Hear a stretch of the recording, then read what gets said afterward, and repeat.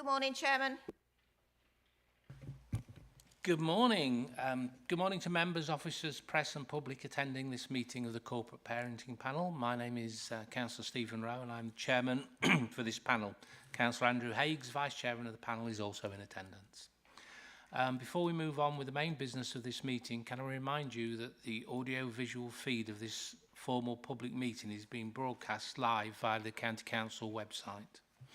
I'd like to begin with a health and safety announcement. There is no fire drill planned this morning. In the event of the fire alarm sounding, we need to leave the council chamber through the rear doors and leave the building through the reception into the front car park.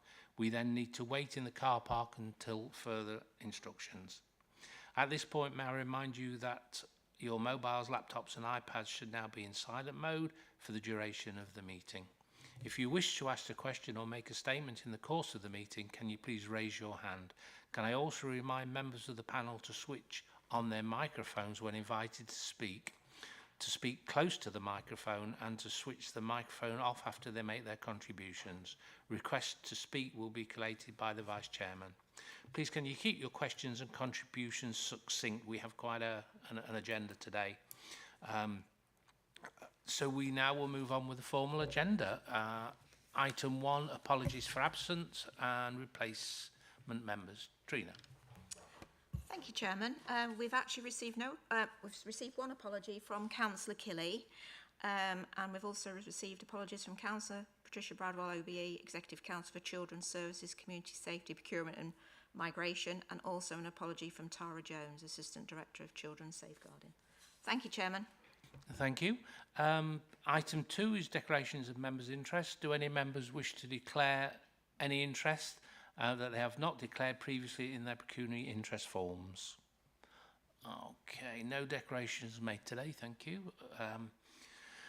Item 3, minutes of the panel meeting of the 6th of July 2023. This item is to confirm the minutes of our previous meeting, which can be found on pages 5 to 10 of the agenda pack. We're confirming that they're a true record. I'm happy to propose they are. Can I have a seconder, please? Yeah, Councillor Sear, thank you. We will now vote on the minutes. You are voting on whether you agree that the minutes are correct record. All those in favour, please raise your hand.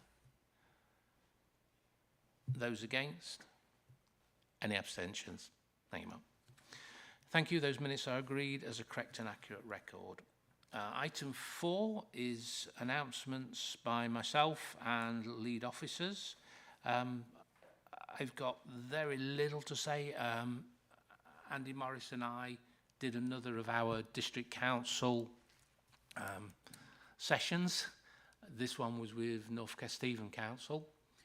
We were very well received. It's the first one we've done as a Teams meeting. Which was a bit different. It wasn't as personal, wasn't as interactive, but I think the upside was actually there was a lot more people in that meeting, and since the meeting I had an email back thanking us and saying how much they learned. So thank you, Andy, for that, and we'll press on, and I think we've got 3 councils left. In fact, we could do all 3 at once, I think, if they're still working together. So that was great.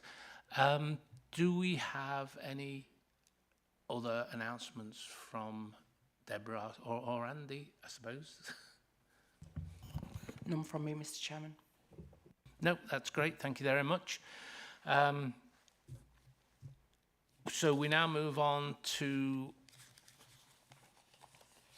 item 5, the mental health needs and support available for children in care and care leavers in Lincolnshire.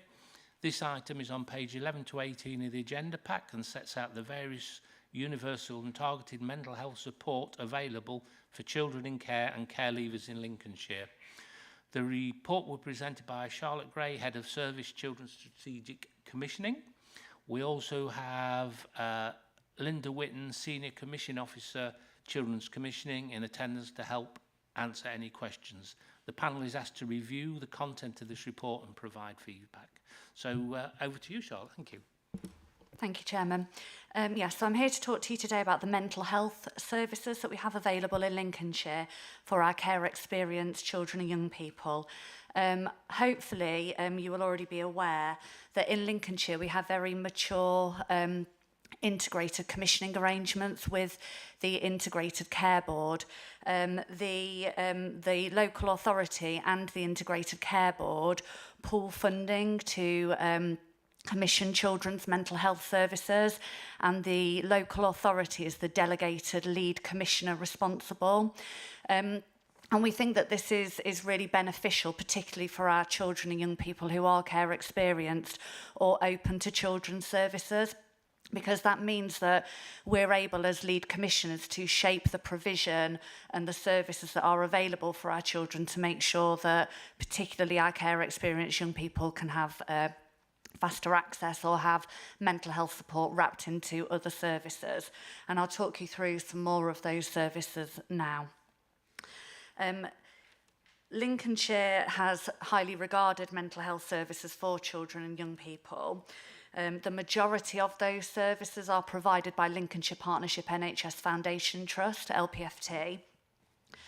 The report that you've got sets out the services that are available for all children and young people in Lincolnshire. These include an online counselling offer that's available out of hours as well, grief and loss counselling services, the Here For You access team, which is a single point of access where children, young people, families and professionals can receive advice, support and be directly referred through to all of the mental health services that are provided by LPFT. We also have Healthy Minds and mental health support teams in schools, which wrap mental health support around all of our education settings across the county. And we have a core CAM service, a specialist eating disorder service, and support for children that have a learning disability or autistic young people that also have a mental health need. And we also have a crisis response service too. So those services are services that children who are care experienced or any young people have access to in our county.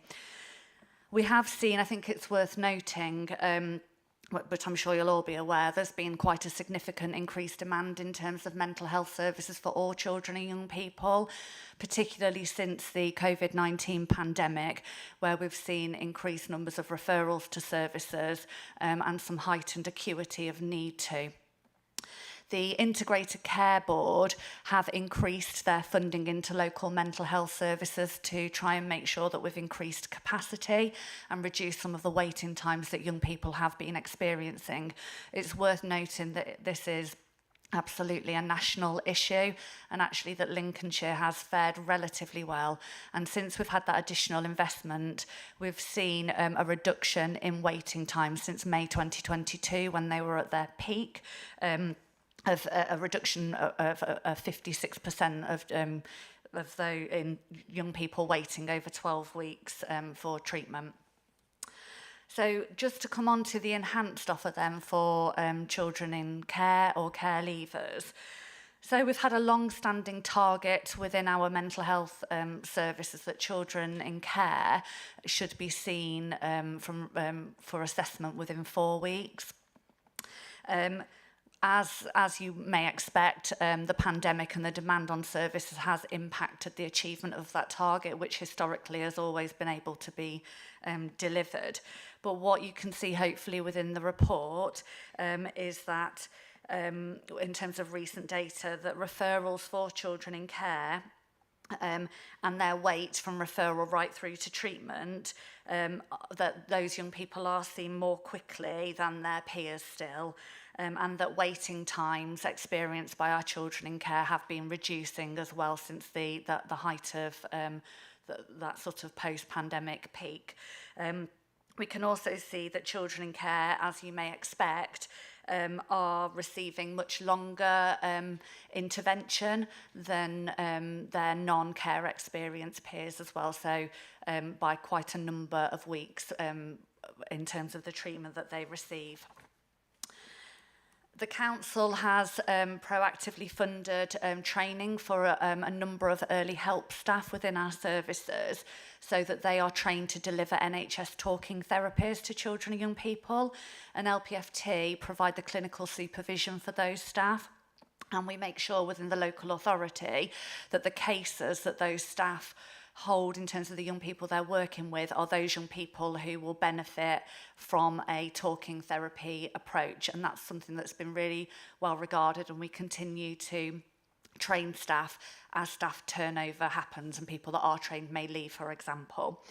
We're also incredibly proud of the award-winning Complex Needs Service that has been commissioned.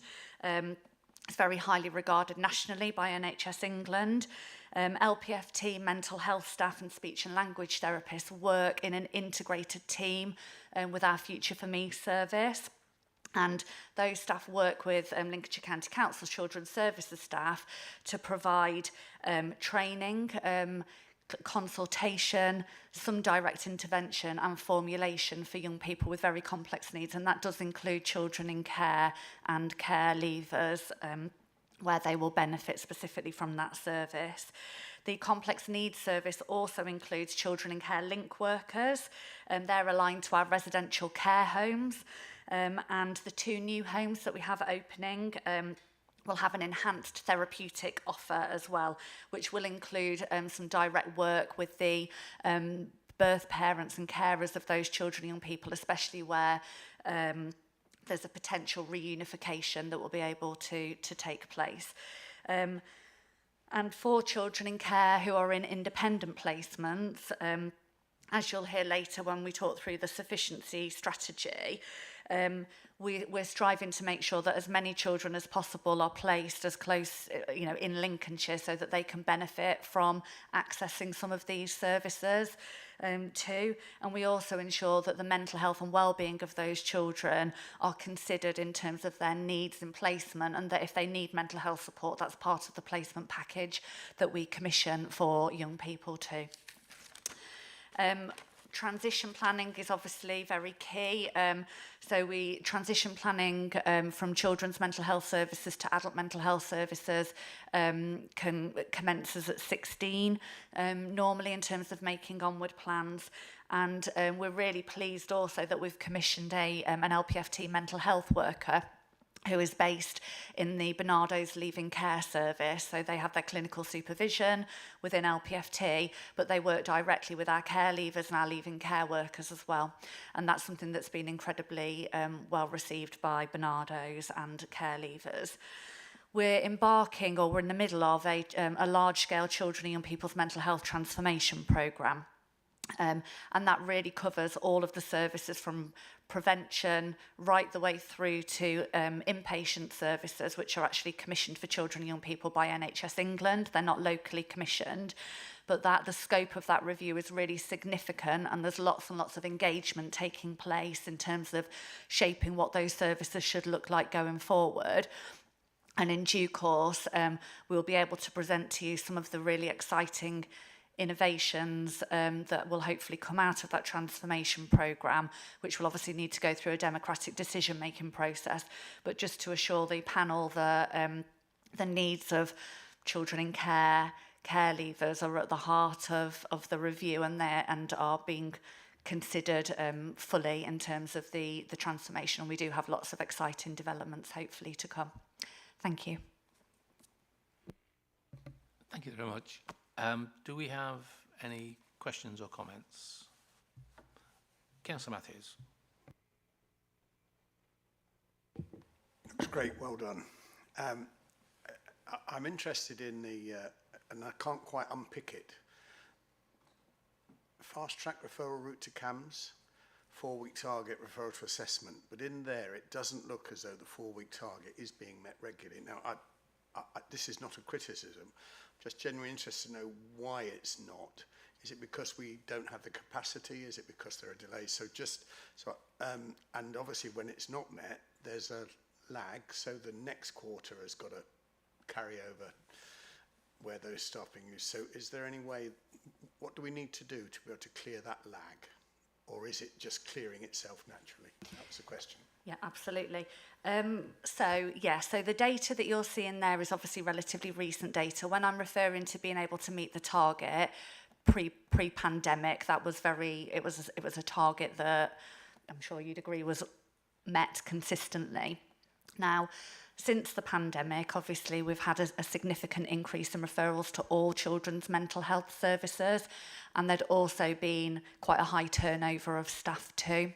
And what that meant was there was reduced capacity for within the service to see young people, and that has meant that 4-week target for children in care hasn't been met. However, they have still been prioritising children in care, but the wait then for other young people is longer. And obviously, as a health service, they also have to operate based on acuity of need. So we have seen more demand in terms of crisis services too, and more young people who are more poorly. And obviously there's a case of if it's an urgent referral and the child that needs the help the most from a mental health perspective would receive the priority referral. So just so you understand, we do have that priority for children in care, but equally, if a young person needs the mental health input more urgently, they must take priority in terms of the treatment. The ICB, so we've recognised this, it was really clear coming into 2021 that we were seeing really significant increases in terms of referrals.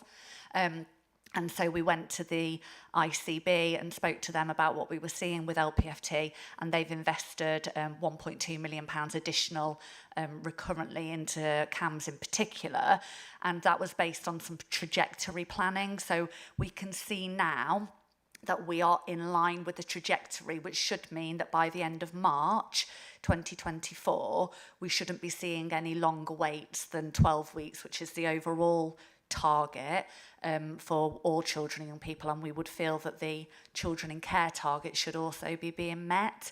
What I would say is what they've also introduced is workers to support while young people are waiting. So previously, you'd be accepted for a referral and then you'd need to wait for treatment. Now, what happens is when someone's accepted for referral, there's now a professional that is in regular contact, so they can risk assess the needs of the child, whether they've escalated or de-escalated, and also provide some signposting guidance and resources for families to work with the child. So, sorry, that's a bit of a long answer, but there's lots that's being done, and the signs are that we should be back on target by March based on where we are at the moment. Okay. Councillor Whittington. Yeah, thanks, Chairman. Thanks, Charlotte, for the report. Just got a couple of questions. First one relates to page 13, where you talk about the mental health support teams, and the 4 have been set up already with the other 4 to come. Obviously, I noticed that one of those is Grantham, which the area I represent. But could you just give an update as to when the 4 that are due to be opened, what the plans are for when those teams will be in place? And my second question is, it's really just, I think I've forgotten. Can you just remind me the location of the 2 new residential children's homes that are currently in the process of being brought into service? Thanks. Sorry. Absolutely. So in terms of the mental health support teams, so the first 4 teams, Lincoln and Gainsborough, Boston and South Holland, are fully up and established and running. There's a year where the staff have to do their training and university qualification. The following year, they can only work at partial caseload while they do their on-the-job training and delivery, and it's the 3rd year that they become fully operational. So there's a bit of a lag before they start fully delivering in an area. So those 4 teams are fully operational. And then Linda, I'm going to look to you in terms of the next waves, because we've got Skegness and Boston. That's the next one, isn't it? Yeah. So Skegness and Boston are starting their training in September 2023, so they'll come online September 25. And the timescales are different for the wave 10, that's Grantham. And Spalding. Yeah, so we've got so Spalding, September 23, will be commencing. Grantham and Sleaford, January 2024, and then the final wave to go through is Lincoln South and North Kesteven, and that's January 2025 when that will be fully operational. So what we're doing at the moment, for example, we're recruiting ready for the wave 10 at the moment, but it will be available in schools fully 2025. So what's happening at the moment, sorry, is that we are putting out expressions of interest for the education settings in those areas so that we can make sure we've got placements for those trainees whilst they're doing their training. Forgive me, would you just repeat the second part of the question? Yeah, thanks, Charlotte. It was just to remind me the location of the 2 new residential homes. Thank you. So we've got Robin House opening, which is in the Lincoln area, and then the second home is in the Louth area. Thank you. Do we have any further questions, Andrew? No? Thank you for the report. I've got one question on it. I found it very useful. It brought lots of things together that I hear bits here and hear bits there, and it's allowed me to sort of focus in on them, understand them better. You mentioned that there's an increase in consultations for unaccompanied asylum-seeking children, and I was wondering what the impact is of these children and what we're having to do to be able to work with them, because I'm assuming there are going to be language problems, and how well the service works having to possibly work through an interpreter. So if you get the gist of where I'm at. Thank you. Thank you. So what I would say is I think that this has become more of a pressure as we've obviously seen the number of unaccompanied asylum seeker children that live in Lincolnshire grow quite rapidly in a short space of time. We don't see a really high presentation in terms of unaccompanied asylum seeker children requiring CAM services, for example. But what we do know, obviously, is that a lot of these young people will have experienced a level of trauma in terms of their arrival over to the country.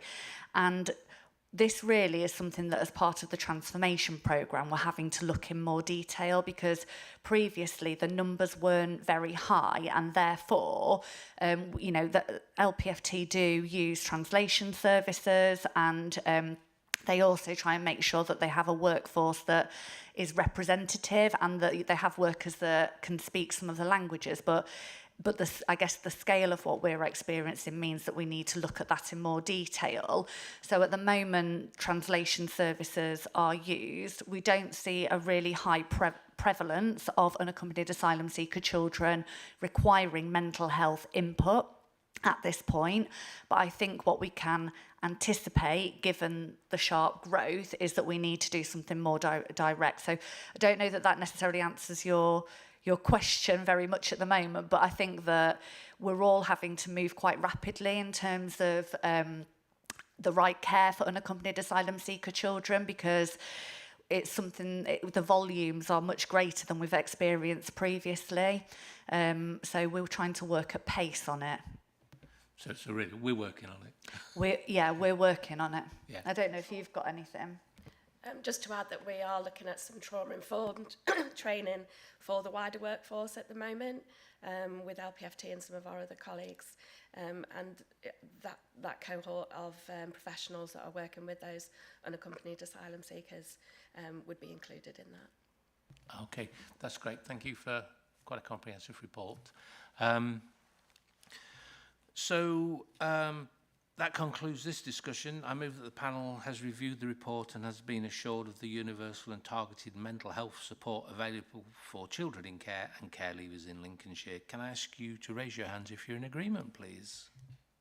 That is great. Thank you very much. Thank you once again. So we now move on to item 6, Children in Care Performance Report, Quarter 1. This item on pages 19 to 40 of the pack sets out the key performance information for Quarter 1 of 23-24 that is relevant to the work of the Corporate Parenting Panel. The report was presented by Carolyn Knight, Head of Service, Quality and Standards and Principal Social Worker. The panel is invited to consider and comment on the performance information contained in the appendices of this report and recommend any actions or changes to the Executive Councillor for Children's Services, Community Safety, Procurement and Migration. And over to you, Carolyn. Thank you. Good morning. As you're aware, 15 targets are reported on in this report relating to performance around our children in care. Of the 15, 4 didn't meet target, but I'm pleased to say 1 is ahead of target.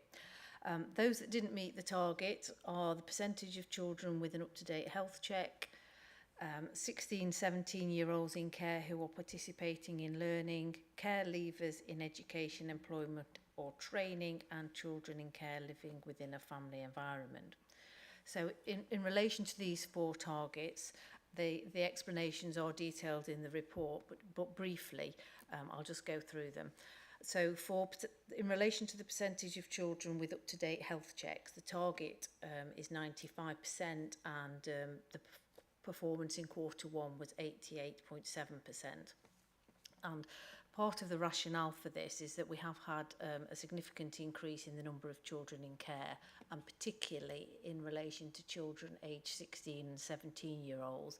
And young people of that age often choose to exercise their right not to undertake a health assessment. And also you'll be mindful that in that cohort of young people there's an increased number in unaccompanied asylum seekers, and our experience again with that cohort is that they often don't agree to health assessments, but they do however access medical care when they need to. So we do continue to promote 16 and 17-year-olds accessing their health assessments, as is their right, but so it's work in progress and not too far off target. The second measure was the 16, 17-year-olds in care participating in learning. Every young person who's in the care of the local authority has a personal education plan which the virtual school coordinates. The quarter performance from April to July brings its own challenges in that you're part way through this, you're towards the end of the school year, and there's a challenge in securing mid-term school places, and particularly for those unaccompanied asylum seeking children where English isn't their first language. If they present sort of April, May, June and they're 16, 17, school age, but it's GCSE time, A-level time, and for some schools it's difficult to admit young people at that stage. And that has impacted on our performance in the first quarter. Having said that, these young people are not without education because the virtual school do commission some interim tuition for them to ensure that they've got access to education in the interim. The third target that wasn't met was in relation to care leavers in education, employment, training, 79.8%, and the target is 90%. So performance has been on the increase, it's going in the right direction, and leaving care services monitor closely every young person that's not in education, employment and training, and offer support for them.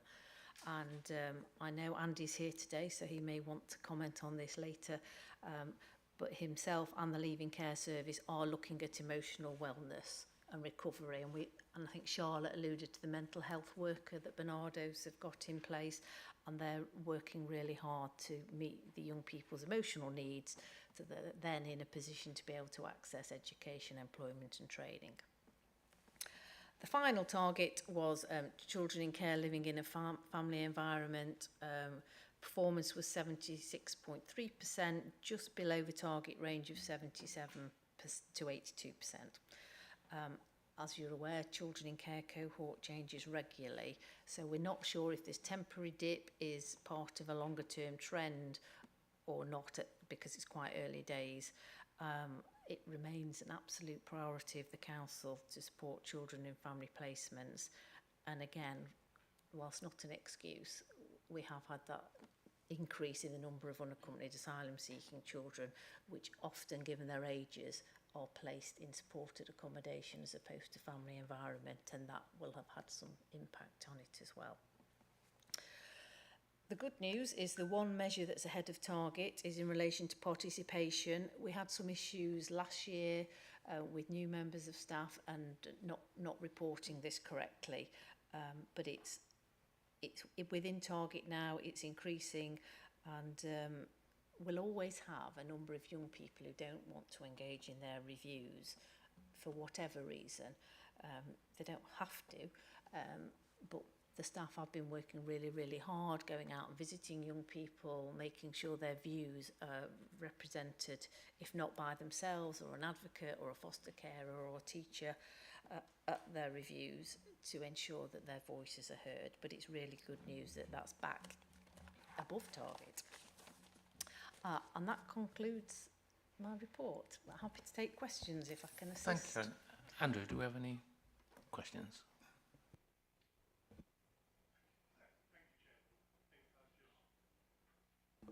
Thank you, Chairman. I think I just beat my two fellow councillors to the mark there. Carolyn, do we have any percentage figures for unaccompanied migrants in the 16-17 category that refuse health checks? And the second part to that question is there a perception that the reason why they don't is because they may be older than what they're claiming to be? Now, that's a little bit controversial, and I really don't mean it to be.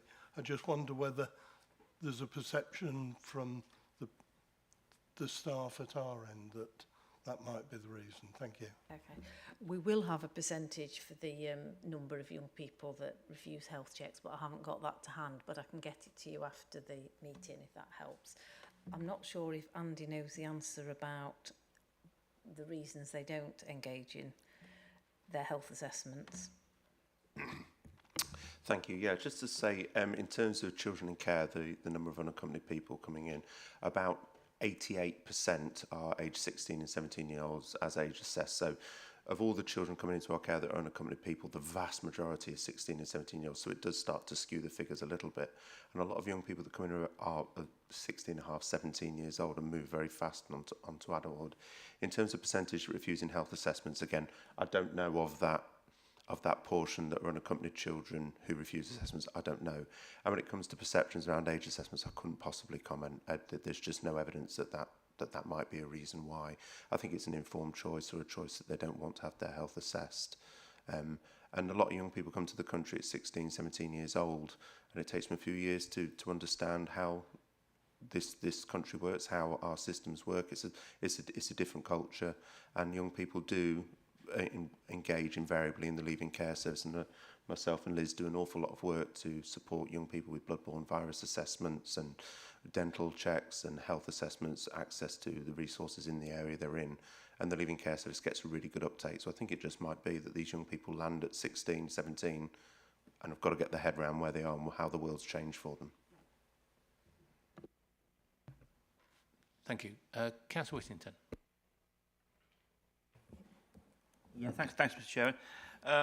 One question and one sort of I'll comment, which is really around a recent bit of casework that came across my way in my division with a family breakdown, and I just want to put on record how my compliments to the team for how quick they responded to when these two. Shall I say, not young children, but not teenagers, were very rapidly sorted out and ended up with in their wider family. So many thanks for that. It proved that the system worked really well. So many thanks for that. I know, Andy, you sort of were covering, because my question was really around, do we know the reason why the number of 16 to 17-year-olds coming to care is increasing? And you've sort of given quite a lot of good information around the number of asylum seekers, unaccompanied asylum seekers. Are there any other reasons why the number of 16 to 17-year-olds are going up?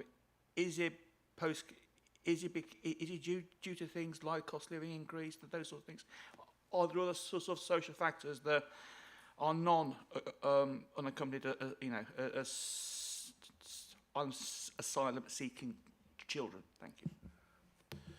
Okay, so at the moment, the government figure is that we have to reach 0.1% of our child population of unaccompanied people, and at the moment we're running at about 0.06%. So we've got 89 unaccompanied children in our care right now, and we've got 747 children in care. So that, don't ask me to do the maths to work out what that percentage is right now, but there's 89 of 747. So that has increased 50% in the last year or so. So that has become a pressure. And as I say, if 88% of the children coming into our care who are unaccompanied are 16, 17-year-olds, you can see how that does start to add weight to that end of the system. There's also the element of homelessness presentation, 16, 17-year-olds. The Southwark judgment dictates that if a young person is homeless at the age of 16, 17, family breakdowns, young people, as we've talked about today around accessing education, training, employment, refusing health assessments, 16, 17-year-olds, young people are finding their own mind, they're finding their own space, they're making decisions for themselves, and sometimes that leads to family breakdown. And there's a judgment in place that if a 16, 17-year-old finds himself in a position of being homeless, we have the duty to offer accommodation, and young people do come into care through that route, through abandonment from their family, which is another feed into children in care that is a bit of a challenge for us.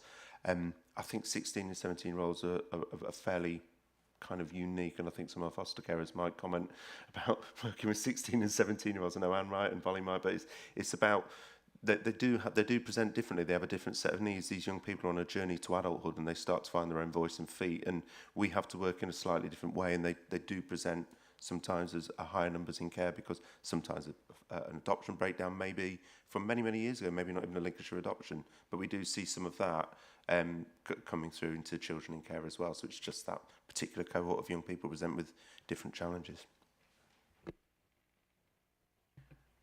Thank you. Councillor Matthews.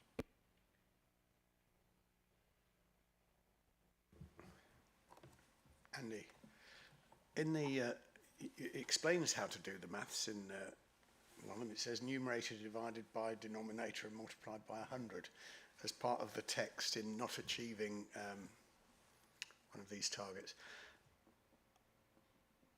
And I think there's an interesting rub there, and this is about the 16, 17-year-olds. It says, so I'm reading from the not achieved children in care who are participating in learning.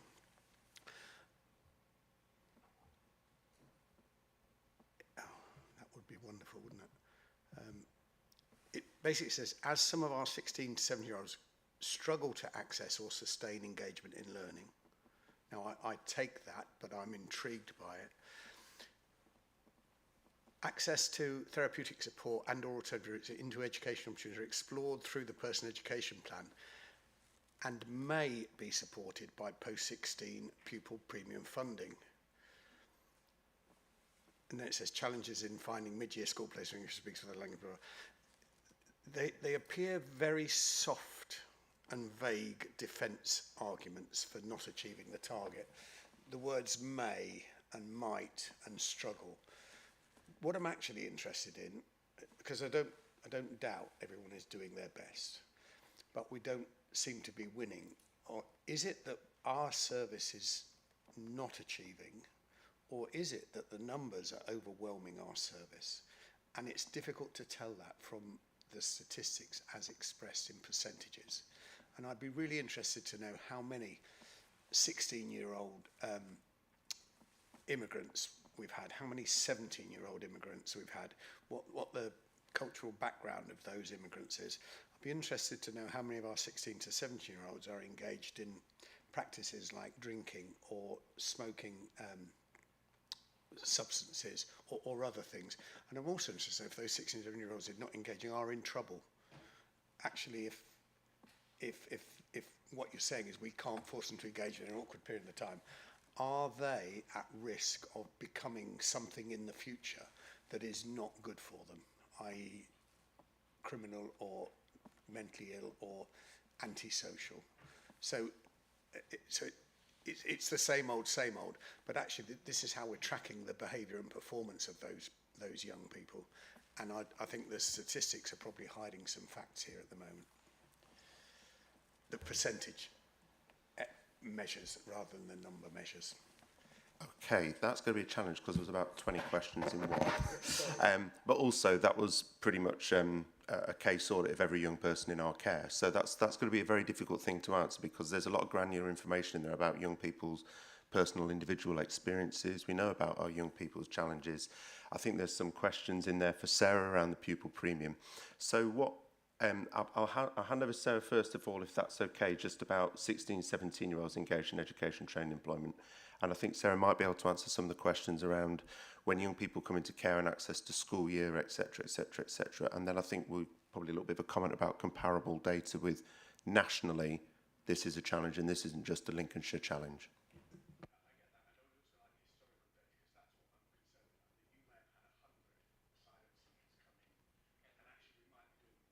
Councillor Matthews, your microphone. Yes, sorry, thank you very much. I'm concerned about historic data within Lincolnshire because it appears that our figures are being skewed because of a huge number of 16, 17-year-old joiners and illegal immigrants or asylum seekers or whatever you want to call them. And we appear to be failing because of this increase in a skewed cohort, if you like. So I just want to know what the core position is and again what we can do about improving it. So yeah, pupil premium interested, but okay, shall I answer some of those elements of your question?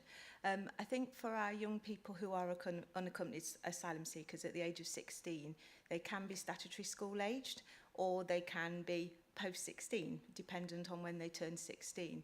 The challenges we had in this particular quarter was that a lot of our 16-year-old unaccompanied asylum-seeking young people were placed in Peterborough. Those who were deemed as statutory school-aged, Peterborough school admissions actually closed any school places because for, as I think Caroline alluded, a school cannot take a young person in year 11 when all the cohort are on study leave and are taking on qualifications, taking their GCSEs.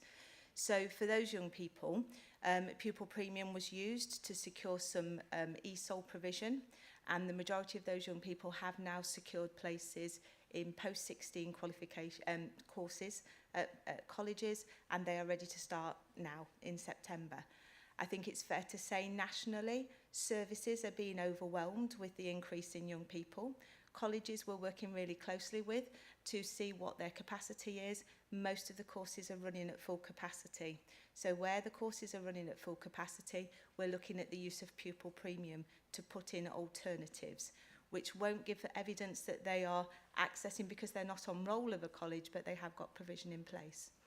For our 16 and 17-year-olds who are late into care and who are not unaccompanied asylum-seeking young people, for some of those young people, they have had a history of non-engagement in education, and the personal education plan will look at how can we support this young person to get their confidence back and access some education that's appropriate to them.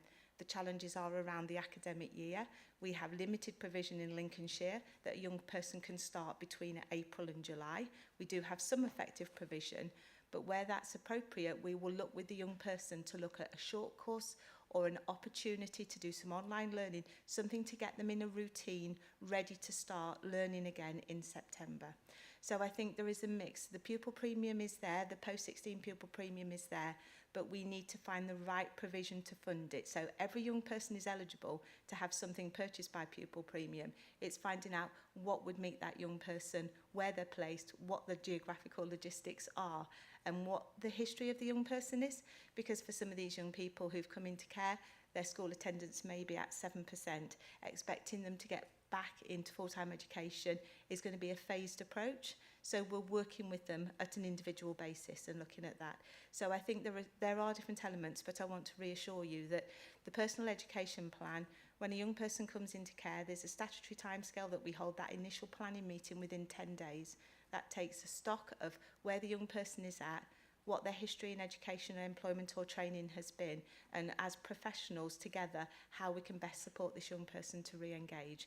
And that's an evolving programme. For some of the young people, it's very much small steps over a period of time, but for the majority, it is they are keen to get back into learning, and it's finding the right provision, because we are struggling with capacity of schools and colleges nationally, not just in Lincolnshire.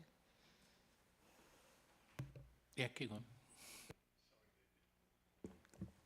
I'm probably going to interrupt you again. This is such a good... I get that that is the case for UK young people, because you're talking about an historic education record. So presumably we've tracked these young people from point of entry into education in 4 through to 17. So you can talk about 7% engagement in schooling. What I'm particularly interested is that the argument is being put forward that these are asylum seekers and immigrants who we're not... There's this sort of a soft hint that we don't actually know how old they are. Do we have their educational records when they enter into the system? And that's the distinction I'm trying to get to, because it would appear that the massive swell in numbers that's causing us to not meet our targets is from a group that we can't actually track that history. And clearly, because we can't track that history, they're going to struggle to get into placements anyway, because, you know, having worked within a bureaucratic system, bureaucratic systems don't want to deal with awkward problems. As part of the age assessment process, the young person will be asked information about their educational history, and culturally, and the countries that the young people are coming from, many have not been in formal education or may have accessed it at a very young age and have been out of education since. We have really good relationships with our colleges and with schools and settings, and a school and setting generally, if they have space, would not take a young person just because they haven't got a good use of English, because as a virtual school we can put in that support, we can put in the additional funding to help the school. So that is not a barrier to the young people coming in, and the questions are asked, but the majority of the young people coming to this country have had no formal education and are starting very much at an entry level in learning English as well. How many? That's the numbers that I'm truly interested in. Is it 3? Is it 30? Is it 300? Because we've got the percentages, but we haven't got this numbers of influx of new challenging children in care. I'm happy after this meeting to get more of a breakdown for you from the performance team about numbers if you ask, how many are in school, not in school, and any other factors that we record that we could... Health assessments, I think, was one of the issues as well. So I'll send that through to Katrina or Tracy after this meeting for them to pass on, if that's okay. Okay, Colin, I don't know if Andrew is going to come back, but I asked a final question, which is, recognising all this, are these young people at risk of becoming offenders, of becoming social delinquents, of becoming, if you like, problems to themselves, or becoming criminal? And because it seems that the factors that we're putting through in the failure to engage in education suggest that they might be vulnerable to being abused or taken advantage of by negative influences. And I just want to know they're not at risk, even though they're not engaged in education. Andrew, did you want to comment on that? I think out of the 89 children that have come into our care who are unaccompanied young people, I know of one young person who's been habitually missing for the last 3 years, and we don't know where they are, but that's not an uncommon thing. So out of 89 that are currently in our care, there's one that's missing right now. I think, as Sarah pointed out, a lot of this is about timing and about capacity, not about will to learn. And my experience, my understanding about some of the audits we've done around leaving care, the analysis of our unaccompanied young people, actually their thirst for education outweighs some of our Indigenous population quite considerably, actually, disproportionately so. And some of our unaccompanied young people, I am currently, I believe, out of the, I think I've got nearly 30 in university. I think 11 of the young people at university were formerly unaccompanied young people. So proportionately, far outweigh our Indigenous population. As I've said before, couple parenting, I think that's about their experience of trauma. Coming to this country, being sent here as unaccompanied, so we don't call them migrants or asylum seekers, these are unaccompanied children, because by the virtue of their age, they are vulnerable, and therefore they're not asylum seekers, they are unaccompanied children. So just to be clear in the auspice in which they come to this country, they don't have a family, but they were sent here with love by their family to protect them. And that sense of attachment, of knowing that the person who cares for you and gave birth to you loves you most, is probably the most powerful thing. They come here with a different mindset.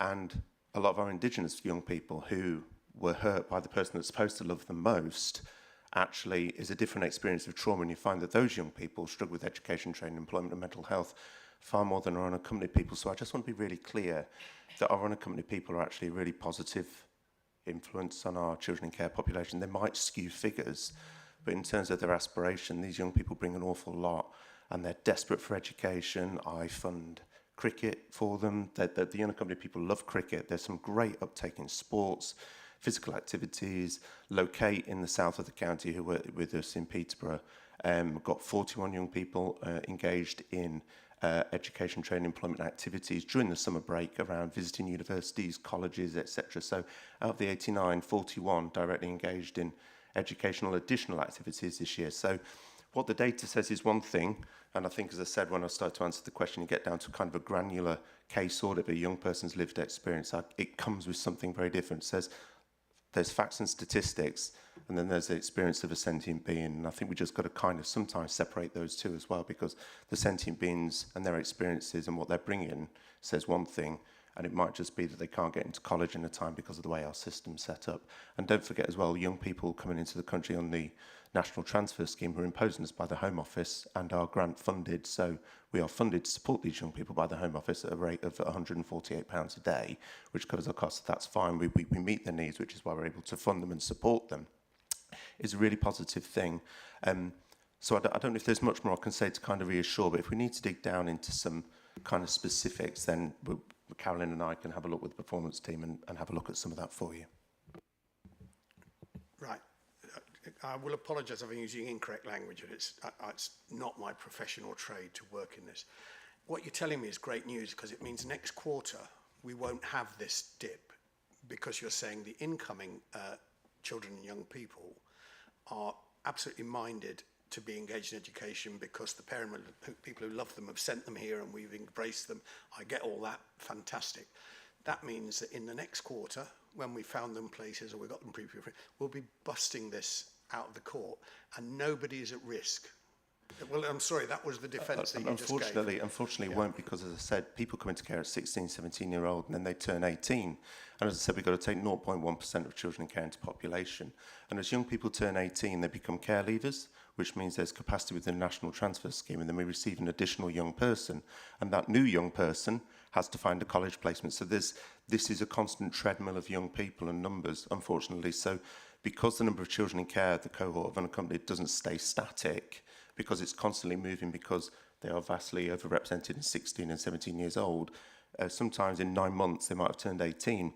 So then they move into the children in care leavers statistic, and we have a new young person moved to us on the National Transfer Scheme by the Home Office who comes and presents with the same challenge. So I think, unfortunately, we're not going to smash it. We're probably going to see a bit of a treadmill of challenge until, I guess, a national response changes, because locally we're responding in a really positive way, but it's going to be a little bit of, unfortunately, an ongoing process. So unfortunately, Councillor Matthews, I don't think we're ever going to smash it.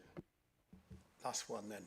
So we've received from Sarah talk about the 16-year-olds who are late and are going to be entering 17s. You then switched to 18s who are leaving the system. So can we have a special report on those who've joined us at 16 and where they are at 17? They've been in our care, we've done work with them. You've still not answered the question if there are any of this cohort at risk or at danger of us failing them. But you've switched from we can't do this at 16s, and when they're 18 they do this, but we're not talking about that core nub of when they've come at 16 and they're with us at 17. So I'd appreciate more information on this. I think, and again, I'm still not challenging that you're not working hard on work on these socks, but there's something not right here, and it's been something that's not right all the way through. It's not that we're not doing our work, but I want to dig a bit deeper into this. Factors are changing, as you say, by when they come in the year, by who the cohort is, what's going on. But we need to know more about this story, I'm afraid.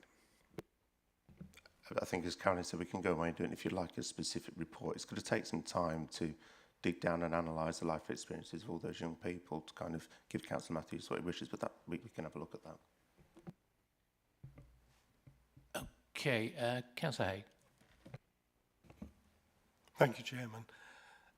It brings to mind that the 16-17s, does our virtual school cover the gaps that the traditional schools and colleges don't do, with having term times and holidays? So does our virtual school provide the plug for these people coming into our area? And if it doesn't, should it? Thank you. Okay, I think I'm probably best to answer that one. The virtual school is not, we are not teachers, we are a team of professionals who work with all professionals to remove barriers and promote educational outcomes. So although we work all year round, our role is not to directly tutor and educate young people. Our role is to coordinate personal education plans to bring all professionals together to make sure children are accessing education, are making the very best progress they can, and to remove any potential barriers. So we'll be working with all professionals. We can put in interventions and support, and we can provide funding, but our role is not directly to teach young people. So we're filling a gap in that we're bringing a plan together as part of their care plan to look at how this young person can access and make the very best progress in education. We are not the providers of education. Through you, Chairman. But should we be providing these children with a point of contact where education is available, even if it's out of term time? Because it seems to me that the school holidays take up a fair chunk of the year, and these people coming in need to get as educated as they can, as quickly as they can, because they've got a reduced time. They might have had very little or no education, or language problems, or whatever. And following on from Councillor Matthews's comments, the more opportunities that are available to all children at this age, the less likelihood of them getting into antisocial behaviour. So I do tend to think that even if this council can't provide the schooling, it ought to at least look at ways where these people can come in and have some form of formal education, be it language, customs of this country, or whatever. Thank you.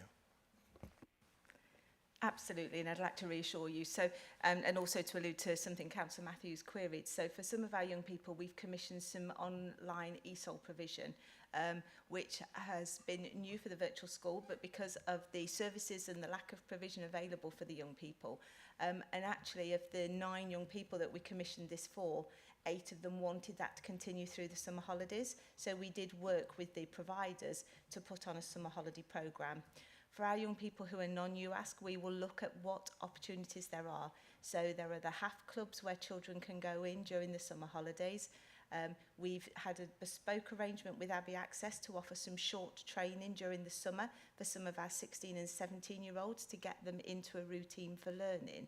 But what we also have to recognise is for all of our young people, summer holidays are an essential part, a bit of downtime, but also to do that more life skills learning and to embed learning. So working certainly with locators, Andy mentioned, there are other opportunities going on. It may not be formal academic learning, but it is learning around personal emotional development, the cultural experiences. So to reassure you, we do look at what is right for each individual young person and what opportunities there are through the summer, because for some of our young people, if they're not engaged in some element of routine during the summer, it makes school attendance really hard in September. So we work with the carers through the personal education plan to look at what's appropriate for this young person during the summer, and that's for all of our young people, not only those young people who are new to the country. But as I say, we do put provision in place if it's felt it will fit in with the young person and the family's commitments. Councillor Whittington. Thanks, Mr. Chair. Thanks for allowing me to come back. So I've got a question that's been kind of come into my mind following the recent discussion. In Grantham, we've got quite a lot of asylum seekers from both Afghanistan and also from the Ukraine as well. And I'm currently the Mayor of Grantham, and on Refugee Day there was a service, and there was quite a few people from the Ukrainian and the Afghani refugee communities who were there. And interestingly, I got talking to some of them, and interestingly, that they were saying, certainly with the children, that a lot of them obviously have had their schooling broken because they've moved across, but they were doing qualifications in their own country. And I'm just wondering, what kind of equivalence, is there anything nationally to say that if you've been from the Ukraine, say, and you're 16, 17, and you've passed exams in the Ukraine, is there kind of an equivalence transfer thing? So if you've got that, it's the equivalent of, you know, where I'm coming, because I'm thinking in terms longer, getting into college and university. Is there some, and I'm getting maybe a completely crazy question, but it obviously to get into college and university, they may require entrance qualification. Just wondering if there is kind of an equivalence converter there to say that because you've done this in, and again, I guess that applies to a company that asylum seeking young people from wherever they come. Interestingly, speaking to some of those Ukrainian children who were actually in schools in Grantham, they're actually saying that because a lot of them are fairly young, they were picking up English quicker than their parents were, interestingly.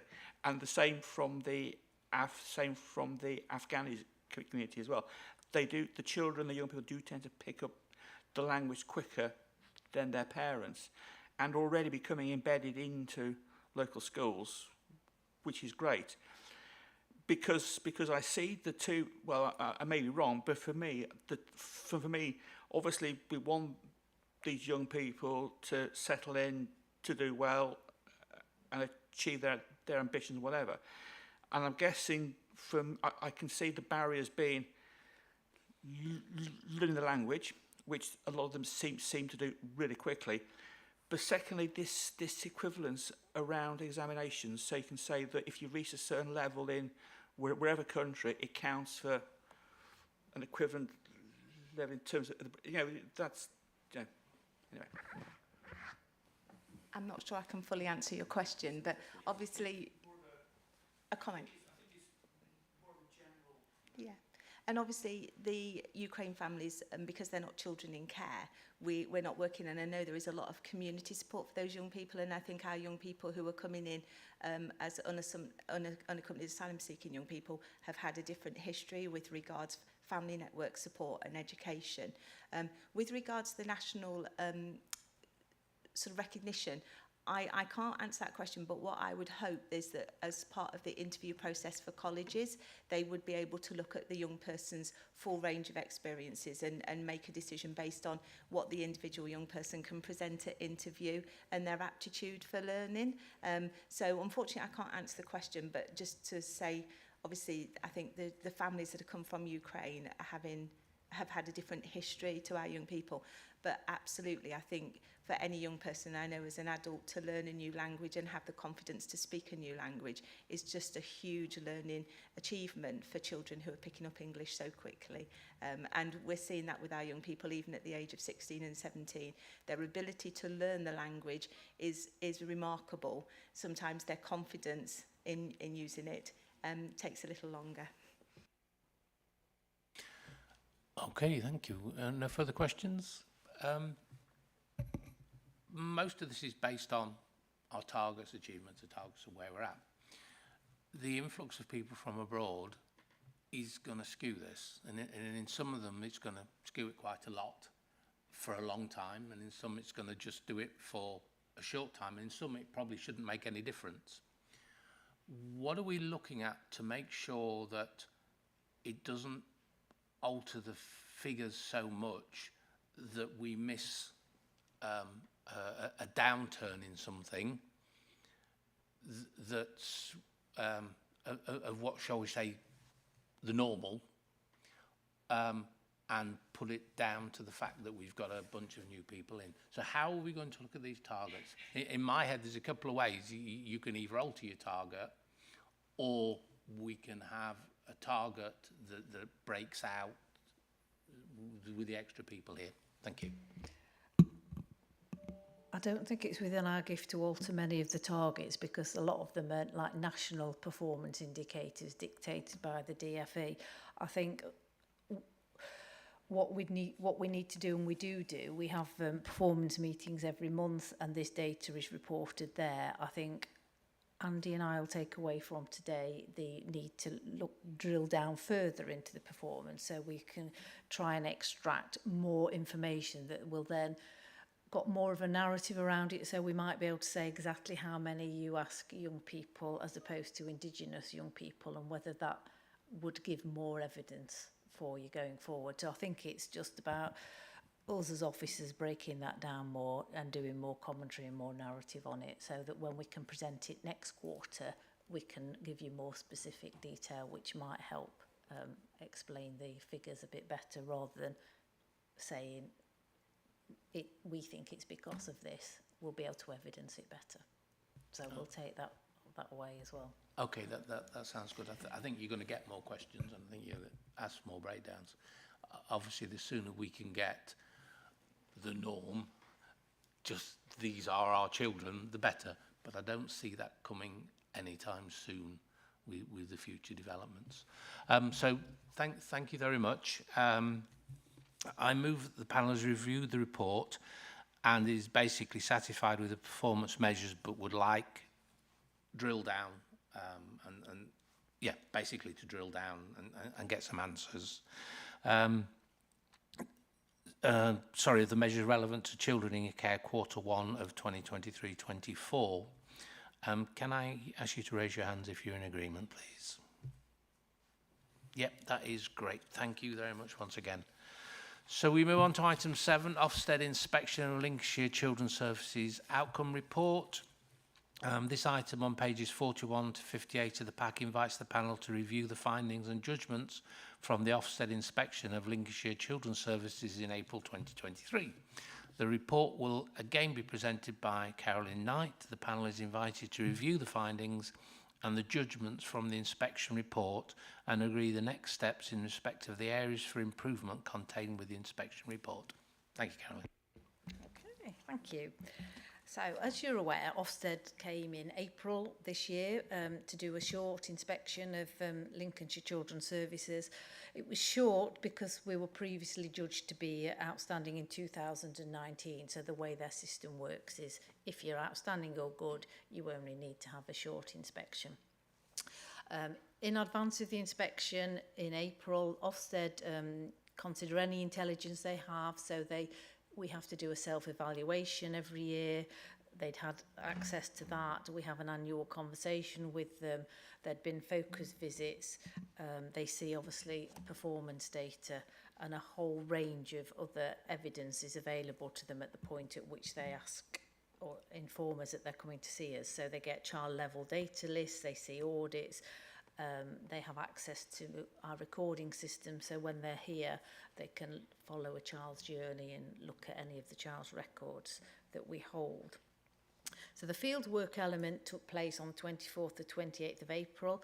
We hosted 8 inspectors in total, which were 5 from a social care background, 3 from a regulatory background, and education inspectors. So whilst they were here, the inspectors were very busy. They spoke to social workers, they spoke to strategic leads, they met with young people, they met with parents, foster carers. So it was a really thorough and robust inspection. They fed back initially to the exec director on the 28th of April. We then get a draft report not long after that, and then the final report, which we can check for factual accuracy only. And the final report was published on the 15th of June. The overall judgment is reached by grading 4 individual judgments, and these 4 are impact of leaders on social work practice with children and family, which was judged to be outstanding, experience of and progress of children who need help and protection, also judged outstanding, experience and progress of children in care judged as outstanding, and experience and progress of care leavers. And it was the first time we'd ever had a separate judgment in relation to care leavers, and I'm really pleased to say it came out as good. So the overall judgment was outstanding, which we're really, really proud of. Can't get my words out, but too much talking. The report highlighted that leaders recognise there's more to do with the care leavers offers, and it set out 2 areas for improvement. And these are that we need to improve the quality and consistency of planning and case records for care leavers, and also review the offer to care experienced young people aged 21 and over. And I can assure you that the immediate actions are already underway to address these 2 recommendations, and Andy's working really hard with the Leaving Care Service on those. And in addition, there is a service review ongoing at the moment because the current contract with Bernardo's comes to an end in 2024, and we want to make sure the correct level of service is in place for these young people going forward. Okay, so I'm happy to take any further questions. Obviously, you've got the full report from Ofsted as part of the pack. Thank you. Thank you very much. Councillor Whittington. Thanks, Mr. Chairman. Thanks for the report. I mean, this is great news, obviously, for children's services in Lincolnshire. I mean, you know, outstanding is what it says, and it's sort of building on the fact that we know that Lincolnshire Children's Services is one of the best in the country, and so many congratulations to everybody involved in children's services. I think it's testament to how good children's services in Lincolnshire are, that if other areas are experiencing difficulties, the Department of Education sort of gets some of our officers and counsellors to go and help out in other areas. So I think that, to me, demonstrates the confidence that there is in children's services in Lincolnshire. Obviously, around the care leavers, I appreciate this is a new area. And to be perfectly honest, I wouldn't have expected it to have been outstanding at the first time, because the other areas have been there for quite some time, and there have been action plans and issues identified, so there's been more time to work towards it. But to get good the first time is really great news. I appreciate, obviously, the 2 areas that have been identified. Really pleased that action plans are already in place. I'm just wondering, potentially, first question is, would you be reporting back on progress to both this committee and also to Children's Scrutiny Committee as well? Is my first question. And the second one is with the Bernardo's service, because I think that is absolutely fundamental to the offer that we actually give our care leavers, because, you know, to actually carry on that level of support up to 25, and I know, as Andy's often said in the past, beyond 25, I think it's great. So I just would like some reassurance that we still are going to be looking either to recommission with Bernardo's or another provider the 21-25 service, because I certainly think it's absolutely invaluable as part of our offer. Thank you. I understood it. Before you come back in, I've had discussions about progress reports. Well, as this is basically around care leavers, we do have a care leavers report. And I think if that was just brought in with that, rather than as a separate item, if that's acceptable, then we can ask the question. But Andy, I'll leave it to you.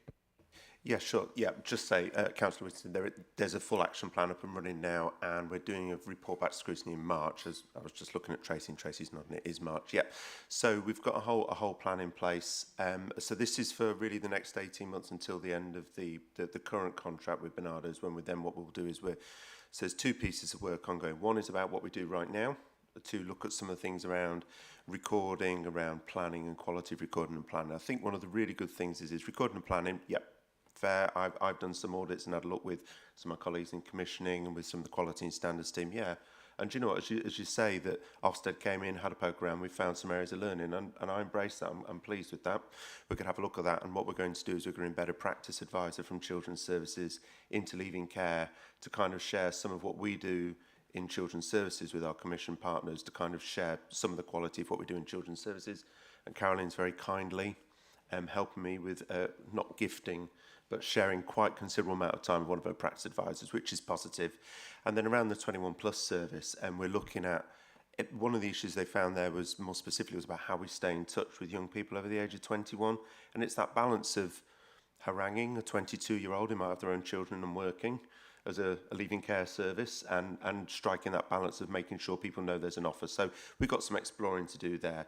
But when it comes to a new service, alongside that immediate piece of remedial work, we're going to do a piece of work of scoping out and planning what a new service for 2025 might look like, given some feedback and learning from places like Essex, Kent, Nottinghamshire, and some other areas that have been inspected. And I'm having a meeting with colleagues from Derbyshire and Nottinghamshire soon to look at services so we can learn from each other. And then working with my commissioning colleagues sat behind me, who want Bridie Fletcher will be really key to part of that, is looking at then setting out a new tender to look at what a service might look, and Bernardo's are welcome to bid on that, of course. But it would be an open and transparent process of tender. But it's immediate development and then developing what a new service might look like in the future. Thanks, Andy. I've got the assurances I was looking for. Thank you. Councillor Hayes. Thank you, Chairman. All I'd like to do is to thank the whole team for doing such an excellent job and keep up the good work. Thank you very much on behalf of not only us as a committee, but for the rest of the councillors as well. Thank you very much. Thank you. Councillor Hayes basically said it all. You know, I've said it before, but this is the first formal report here. I'm very proud to be involved with the Children's Services, and just well done, and thank you very much for everybody involved. So, sorry, Councillor Whittington. Could we formally record that in the minutes of the meeting? I'd be happy to propose that. Yeah, happy to do it that way. Yeah. Okay. Councillor Sear, you wanted to second that. Our vote of thanks and congratulations to everybody involved. So yes, do I need to vote on that? Everybody's happy, aren't they? Yeah, that's great. Thank you. So I move that the panel has reviewed the outcomes of the Ofsted inspection and records its congratulations to all the staff in Children's Services for the overall judgment of outstanding. That very much covers what we've just done. So thank you very much for the report. Sorry, we've got to raise our hands in agreement. Thank you. Children in Care Sufficiency Strategy 2023-27 is agenda item 8. This item on pages 59 to 108 of the pack presents the Children in Care Sufficiency Strategy 23-27 for the panel's endorsement prior to online publication.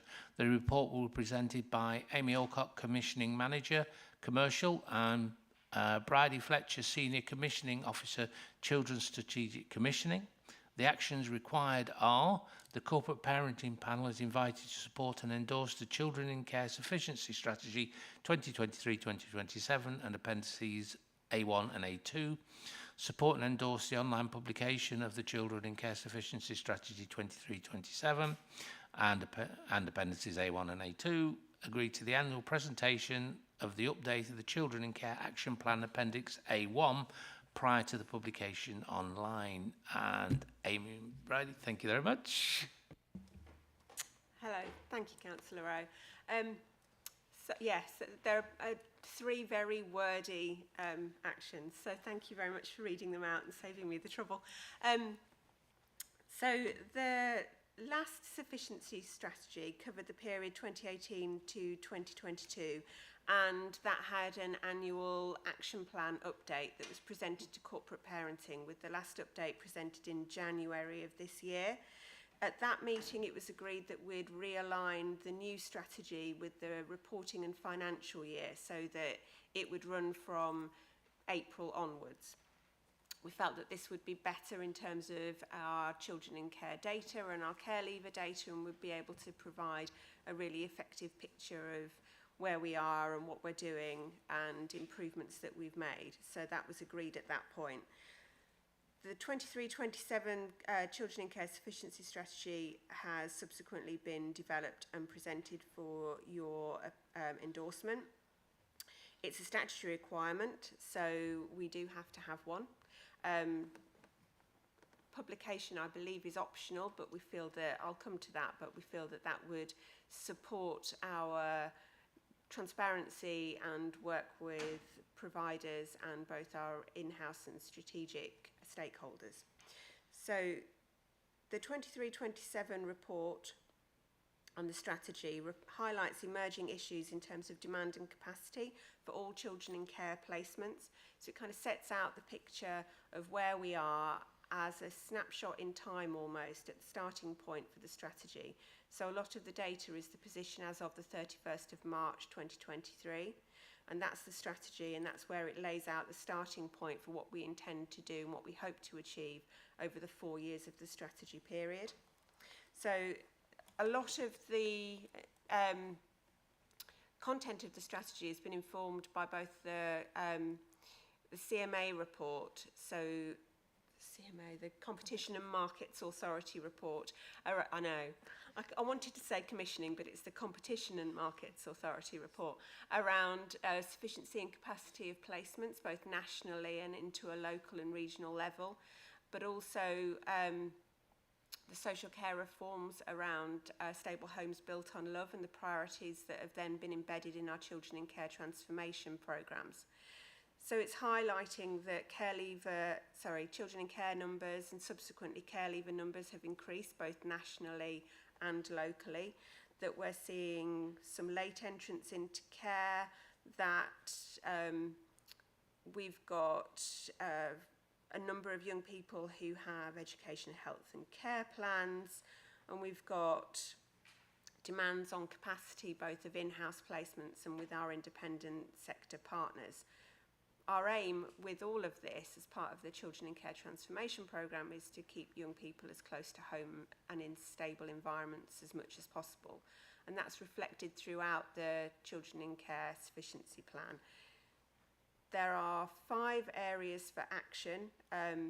So the areas that we've identified that we wish to focus on going forward would be in-house regulated placements, so foster care capacity, our in-house residential children's homes, independent regulated placements, so that would be our independent foster care agencies, so foster care placements, independent residential homes, independent non-maintained special schools, and in supported accommodation, which under the new Ofsted regulation regime will be required to register from October if we are to use them going forward, and that's for 16, 17-year-olds. So it puts an Ofsted framework in place to support quality. We're then looking at provision for unaccompanied asylum-seeking children, and then there's a big section on care leavers and making sure that that's a well-resourced service going forward and identifying key areas. The Appendix A1 is the action plan, and similar to the one that has always come to corporate parenting in previous years, we have identified those areas, the 5 areas that we wish to focus on, and then some sub-actions beyond that. That will be reviewed by officers and made comment on, and the intent, which I'm hoping you will endorse, is that that would then come to corporate parenting panel at an appropriate meeting within the first or second quarter of the year, so that we'd got that full year snapshot of data. We can tell you what we've done and report on the action plan subsequently. Appendix A2 is an addition to what we've done before. So it's a market position statement. As commissioning, we want to work, well, we recognise the need that we need to work with our independent placement providers to match capacity, to develop capacity and to develop relationships that support our in-house capacity where needed. We recognise really, and working with social care very closely, recognise that outcomes and impact is critical, and we want to have good, strong relationships with quality suppliers if in-house capacity is insufficient to meet need. And we want to make sure it's as close to home as possible, that it's within Lincolnshire ideally, that it offers good value for money. And we feel that the market position statement is a way of doing that, because we can make it available to providers. We can tell them the sorts of the cohort demand, our capacity requirements, and use it as a tool to work with them to develop services that meet our children's needs. That will be redesigned annually. We want to put both report, the sufficiency strategy and the market position statement online along with the action plan. I don't really have much more to add other than I'm happy to answer questions on either the report or the market position statement, but hopefully you will endorse both and that we're then able to publish online and carry on. Great, thank you. Thank you. Do we have any questions or comments? No? As Councillor Witness just said off mic, it's a super document. It's brought together, again, like a previous document, quite a lot of things, and it's sort of educational as well. The only sort of thing that went through, well, a couple of things went through my mind. One was where we have young people out of county. Is there a pattern for those people, or are they just a snapshot representation of the young people that are in the area? And the other one was a bit of a cheeky one. Do we need another children's home being built? Okay, I can probably answer the first one. I think the second one could well be beyond me. Out-of-county placements are really interesting. Obviously, with the Children in Care Transformation Programme, we've been working as commissioning really closely with children's services and social care to explore through various routes within commissioning that Amy's slightly more involved in through strategic placement planning group and the placement planning meetings, to look at where young people are placed and whether it's appropriate for them to either stay or whether we can find a placement closer to home for them. Do you want me to come in? Yeah, please.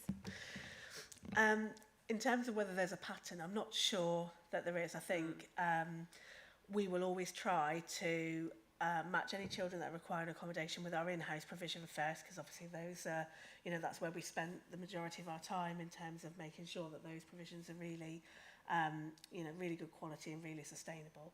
Where we do need to look at placing in the independent market, we always try and do that as close to Lincolnshire again as possible. I think some of the things that people have said earlier today about, if they're close to Lincolnshire or they're in Lincolnshire, they can also access our CAMS service. Where we've got other commissioning responsibilities for those other services, it's great then in terms of knitting that together. The ones that tend to go further afield are the ones where we haven't been able to do that, and I'm not sure if there's necessarily a pattern to that. What we have seen, I would say, in more recent years, and whether it's the impact of COVID or whether there's some other things that kind of go alongside that, is actually the complexity of some of those young people that we're looking for placements for has increased quite dramatically. So it's not necessarily all about volume, it's about the complexity and the level of kind of need and trauma those young people have. And sometimes we aren't able to find that locally. There's also, and I think it was part of the CMA report that Bridie alluded to, there's a sort of a crisis in terms of recruitment and retention of care staff nationally. And so what we're seeing is that lots of residential providers in particular are struggling to recruit staff. So they'll have kind of a smaller group of people working in their care homes. Therefore, they struggle then to provide 2-to-1 or 1-to-1, those more complex placements. So we are having to look further afield, which is what we've done. What we are very much focused on now as part of the Children in Care Transformation Programme is bringing as many of those back into Lincolnshire if it's at the right time for them.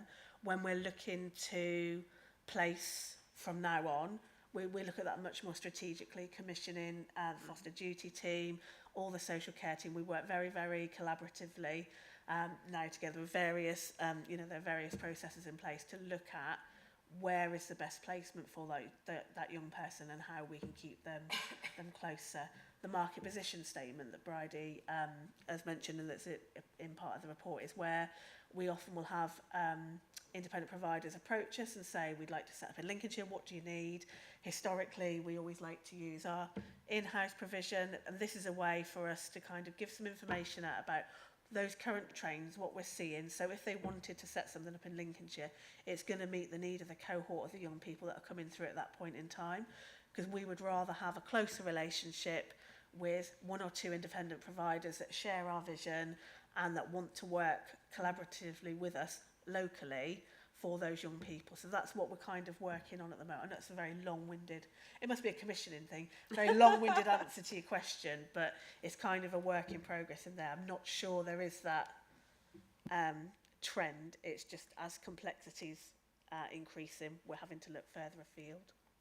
I think what was really going through my head was that if out of 100 children, 25 of them had 2 left feet, then that's trying to think of a way without getting myself in trouble. So you got 25 with 2 left feet, then we need somewhere to train people with 2 left feet. And I was wondering if it was identifying those areas. I think as the numbers have increased, as the complexity has increased, we're looking at how we commission differently moving forward. So before we would commission those on an individual basis, we will continue to do that because that allows us to search replacements very specific to those young people.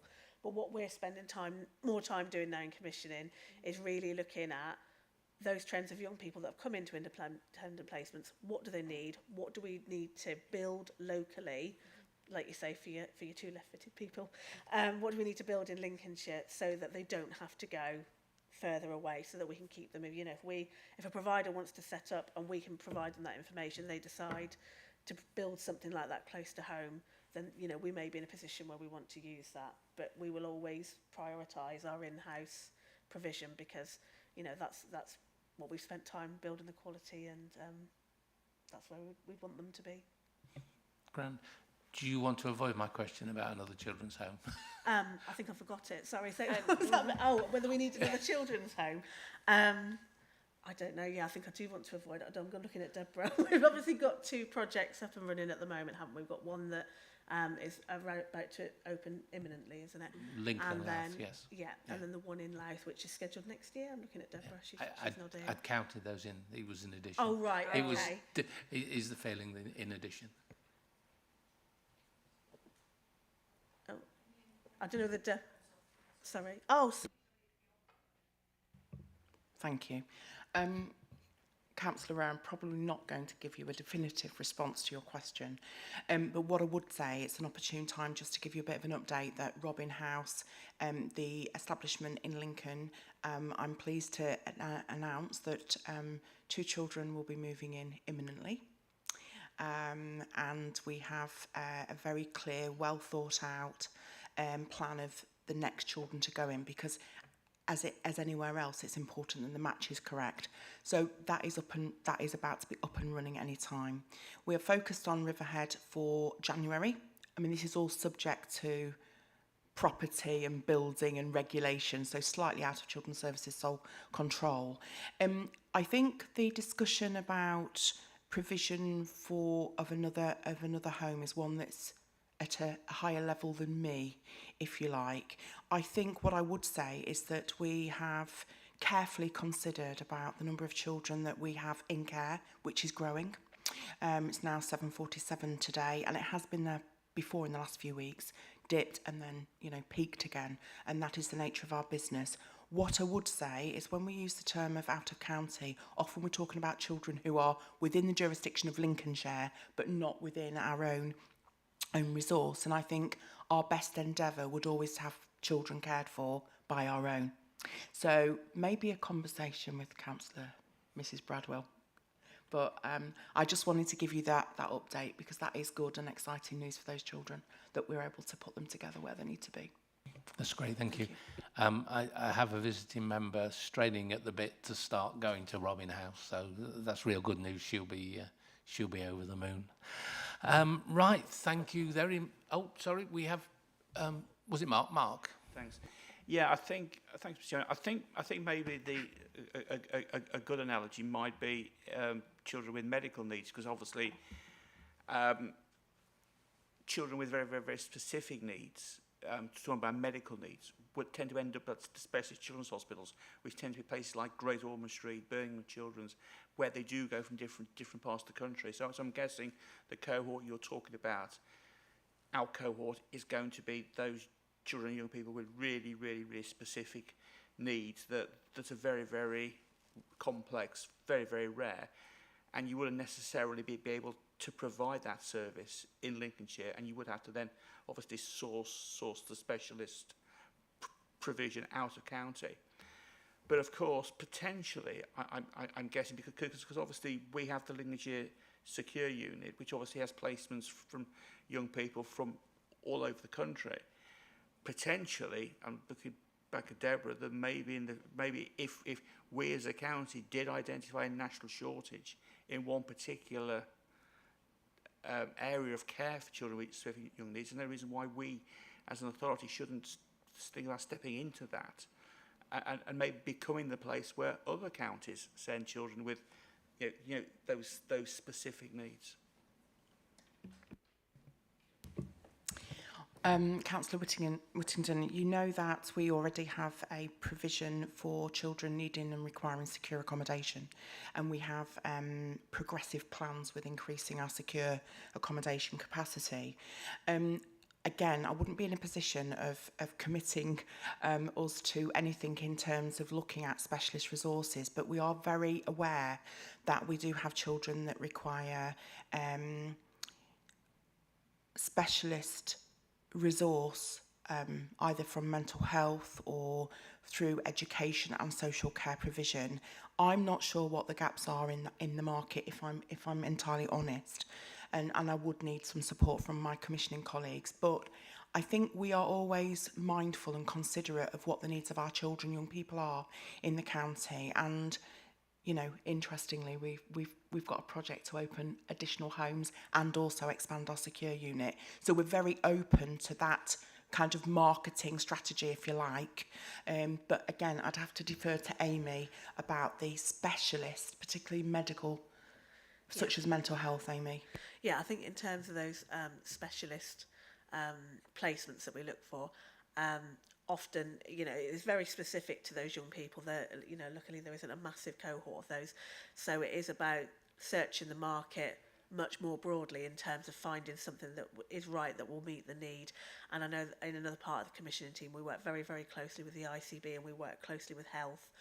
So anything that's local, they know about that. We work really collaboratively to make sure that we find whatever placement they need that meets the need as local as possible, but that isn't always able to be within Lincolnshire. I think just adding to what Deborah was saying there, we love a spreadsheet in commissioning. We collect a lot of data around placements and trends and what independent placements we have, and we're starting to work with Carolyn and the team around that performance and bring all of that together in terms of what placement, what the placement need will be moving forward, and all of that work will inform whatever we may look to commission in the future. So if we start to see a trend where we're seeing more and more of those young people that require those needs, that's a discussion that will take place at those times. Okay, thank you. Thank you for an excellent report. If you bear with me, the proposal is that I move the panel endorse the Children Care Sufficiency Strategy 2023-27 and appendices A1 and A2.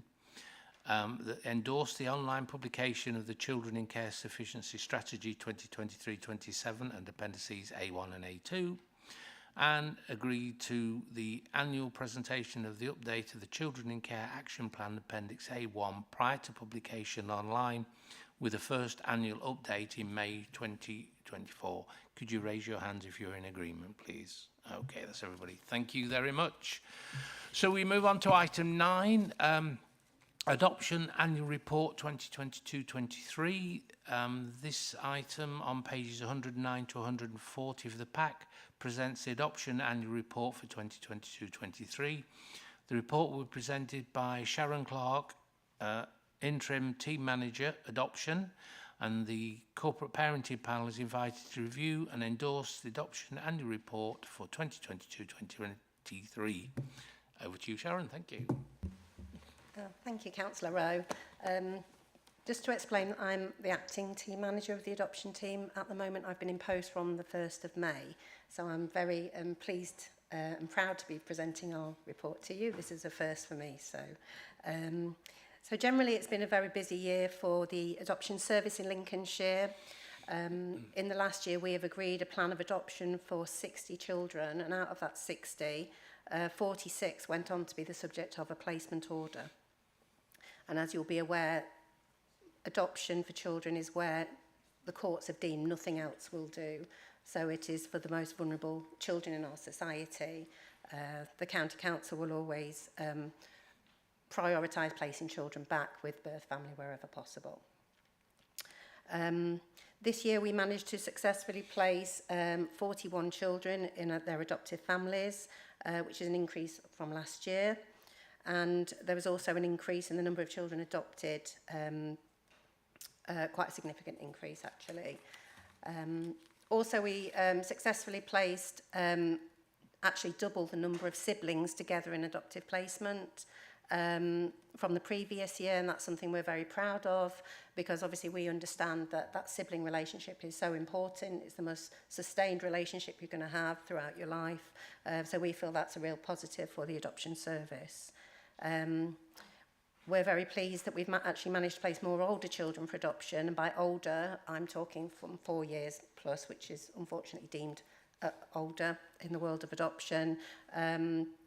So that's an achievement for us, because those children in that cohort are deemed generally harder to place and will wait longer for adoption. In terms of our adoptive parents cohort, we approved 30 new families in this year, and that's an increase. And we've also approved more families for early permanence, which is where hopefully a child can reduce the number of placement moves and be placed with their potential adoptive family at an earlier stage.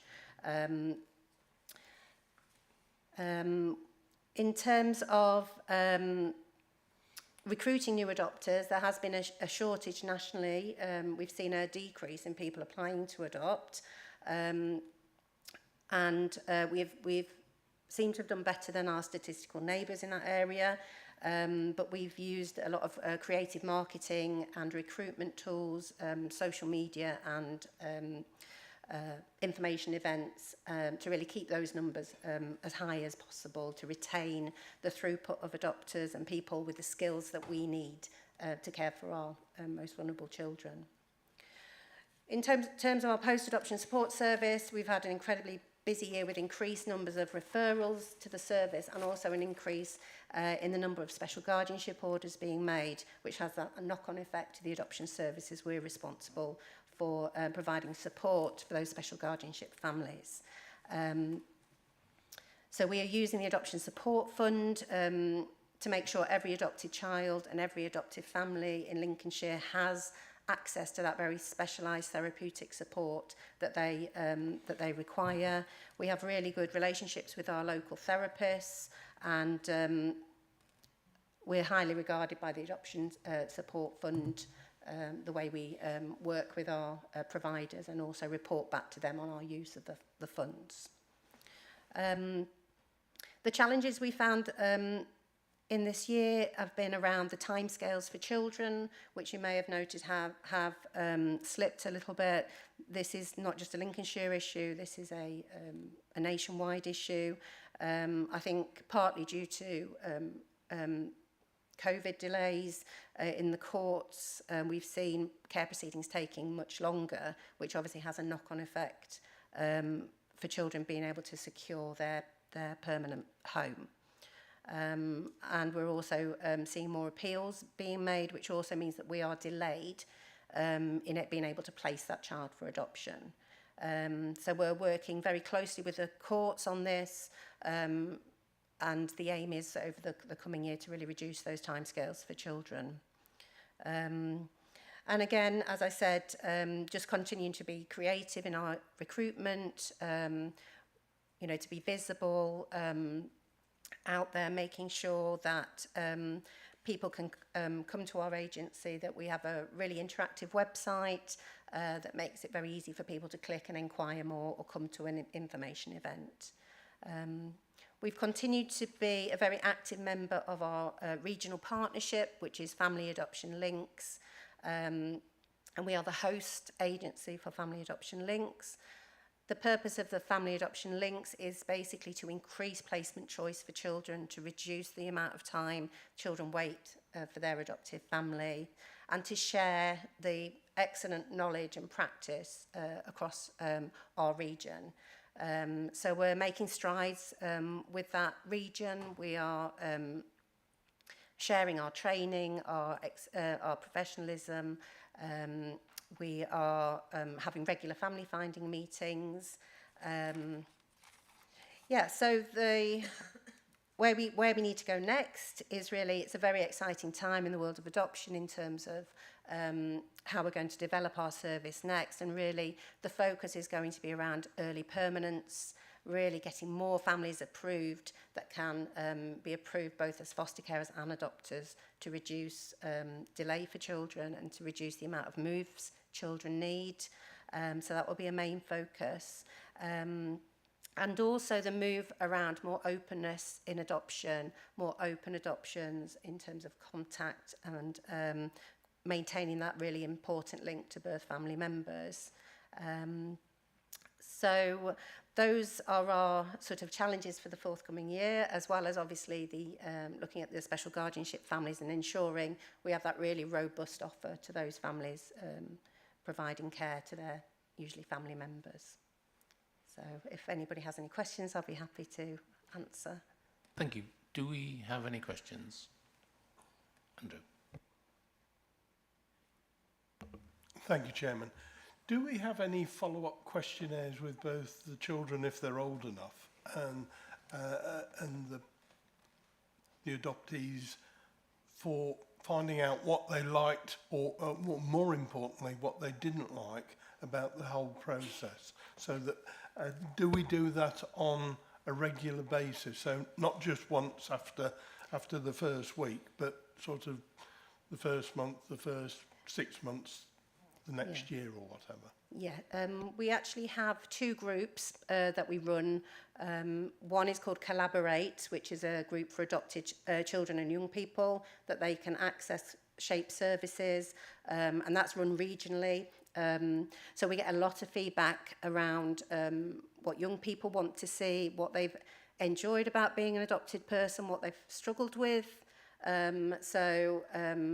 The last meeting, they talked a lot about education and changes they'd like to see in school. So yeah, we are getting that feedback, and also we're running an adopter hub regularly as well for adoptive parents to attend and really give us that feedback about what they need, and that's going on to inform and shape the training that we're doing. And the post-adoption services that we're providing. So yeah, we feel that gaining that feedback is crucial to really shape our services going forward. Great. 3 things from me, just educational. If you are a foster carer, is the path to go from a foster carer to an adoptive parent, is that difficult, or are you near enough there by the time you've... So we have to consider every case individually. We recognise that where a foster carer has that established relationship with the child, and where they're wanting to commit and understand the difference between task-centred fostering and adoption, that lifelong commitment to that child, we would always look at it. We would complete a viability assessment to really inform us and to help explain to that child later on why we've decided, to support that rather than to look for an adoptive placement. But yes, we understand the less amount of placement moves for a child, the better. And to break an attachment, we wouldn't want to do that unless there was a good reason to. So to become an adopter from being a foster carer is a quicker process, so it's a fast-track process. And we can use all of the assessments and all of the information we have to really, fast-track that through, so that there's no delay or no detriment to the child if that's the route. And we do have, numbers of foster carers who go on to adopt every year. That's great, thank you. I don't know whether I'm reading this into it incorrectly. Have we got a better conversion rate of interest to actually adoptive parents than we had before? Till recently, I would have said yes. We've had a little bit of a dip, and I'm not sure what that's about, and that's across our region and nationally as well. But generally, our conversion rates have been very good. I think it could well be to do with sort of cost of living crisis in terms of people, struggling financially, planning for a family, and those financial, considerations are massive, and I think that might have had an impact. But we've got strategies in place that we're following people through and following up. For example, we had an information event last night, and today everybody will be getting a call and a chat about how did you find it, would you like to inquire, is there anything we can help you with? There's a lot of people rule themselves out, where we actually want people to rule themselves in. We hope we're very welcoming to everybody who inquires. Okay, thank you. The final one is, you mentioned adoption appeals. I'm assuming that's the natural parent appealing against. Yes, it would be. That's great. So thank you very much for a great report. The proposal is that I move the panel endorses the adoption panel report for 2022-23. Can I ask you to raise your hand if you're in agreement, please? Yep, that's great. That's all. So thank you once again. Item 10 is the Fostering Annual Report 2022-23. This item on pages 141 to 168 of the pack presents the Fostering Annual Report for 22-23. The report will be presented by Emily McAllister, Fostering Team Manager, Nicola Brangham, Fostering Team Manager South, and I think are you both newbies for this report, or is that just my memory? One of you, yeah. Yeah, I'm new, Nicola. Okay. Nicola's been here a while. All right, welcome aboard. Sorry, Nicola. Carry on then, thank you. Good morning, and thank you, Mr. Chairman. So good morning all. I'm delighted today to present to you the Lincolnshire Fostering Service Annual Report, which specifically refers to the period of April 22 through to March 2023.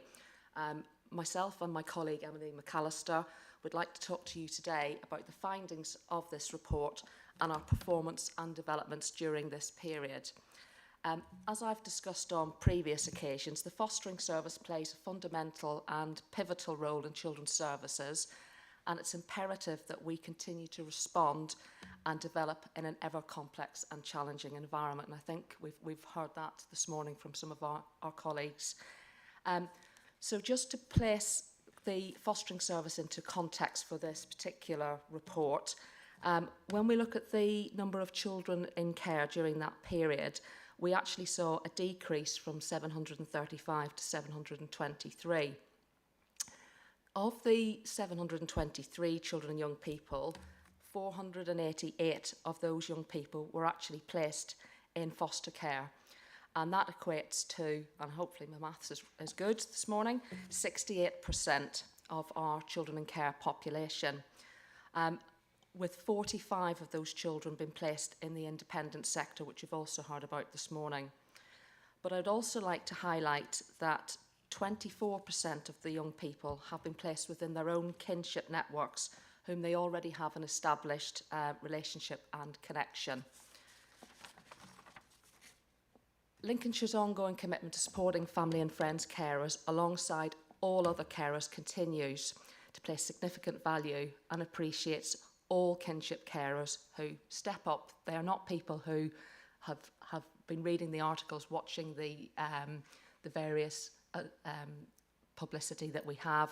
These are people who will receive phone calls and will put themselves forward to care for children within their families and networks and provide that stability to those children. And I just wanted to comment as well on the fact that whilst we have seen the use of externally commissioned placements been marginally lower, and I think we've already heard this morning that the rationale for those placements has been fundamentally around some of the more complex young people. But also, I also wanted to highlight that this is also about the matching process for children who are already in some of our foster placements here in Lincolnshire. As a service, we are headed up by our head of service, who's here this morning, along with the 2 team managers, myself and Emily, and we have a dedicated team of 5 practice supervisors who manage the day-to-day practice. All of these things, however, aren't possible without our fostering community and the commitment to do the best for all of our children in Lincolnshire. This is not a solo task, it's absolutely a team effort. And I would like to particularly thank all of the foster carers this morning and the foster carer champions for their continued positive influence and impact on all areas of our fostering practice. So if I turn to our performance, at the end of the financial year, we had 288 approved registered foster carer households. And just to break that down into some context, we approved during that period 87 new households, but of that number we had 50 connected persons, 30 mainstream new fostering households and 7 foster to adopt. Whilst we also had some households, and you will see in the report, who have ceased to foster, there are many reasons for people ceasing to foster, and I wanted to highlight and celebrate some of the positive endings, and in that 35 children also became subject to special guardianship orders, which also means that they have exited the care system.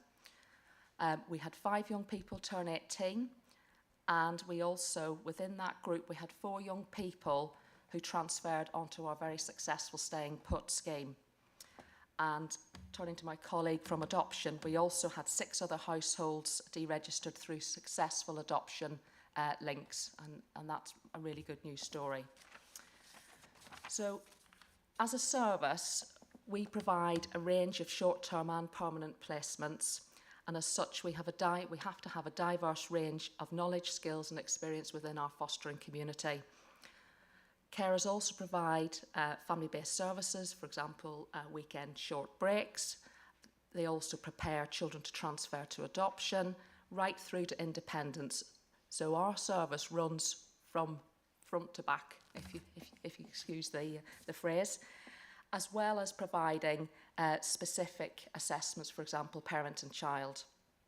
So it's the work that we do in the fostering service is far-reaching and complex.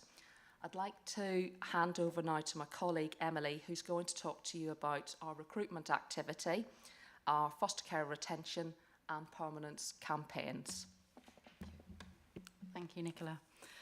Well, in light of everything that you've just heard, I'm sure it won't come as a surprise to you that recruitment and retention is a key focus of the fostering service. I'm pleased to advise that of the 35 registrations of interest we received, and they can be understood as the formal application, 30 of those were converted into being approved fostering households. We believe that the support we provide to applicants has played a role in the increased conversion. Applicants are engaged in our fostering community and have access to our training from the outset. Our information evenings are held online and are co-facilitated by foster carers, meaning that from the very earliest opportunity, potential foster carers have the opportunity to talk to somebody with a lived experience of what it's like to be a foster carer.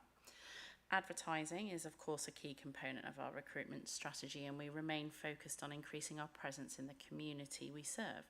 We're grateful to our local schools and over 50 businesses who promote and support our fostering service. Several district councils have signed up to be fostering friendly employers, and as discussed in the report, have supported us in a variety of creative ways. You won't be surprised to hear that social media plays a significant role in our community engagement, and advertising within our social media pages continuing to grow, and the reach of the posts have grown even more so.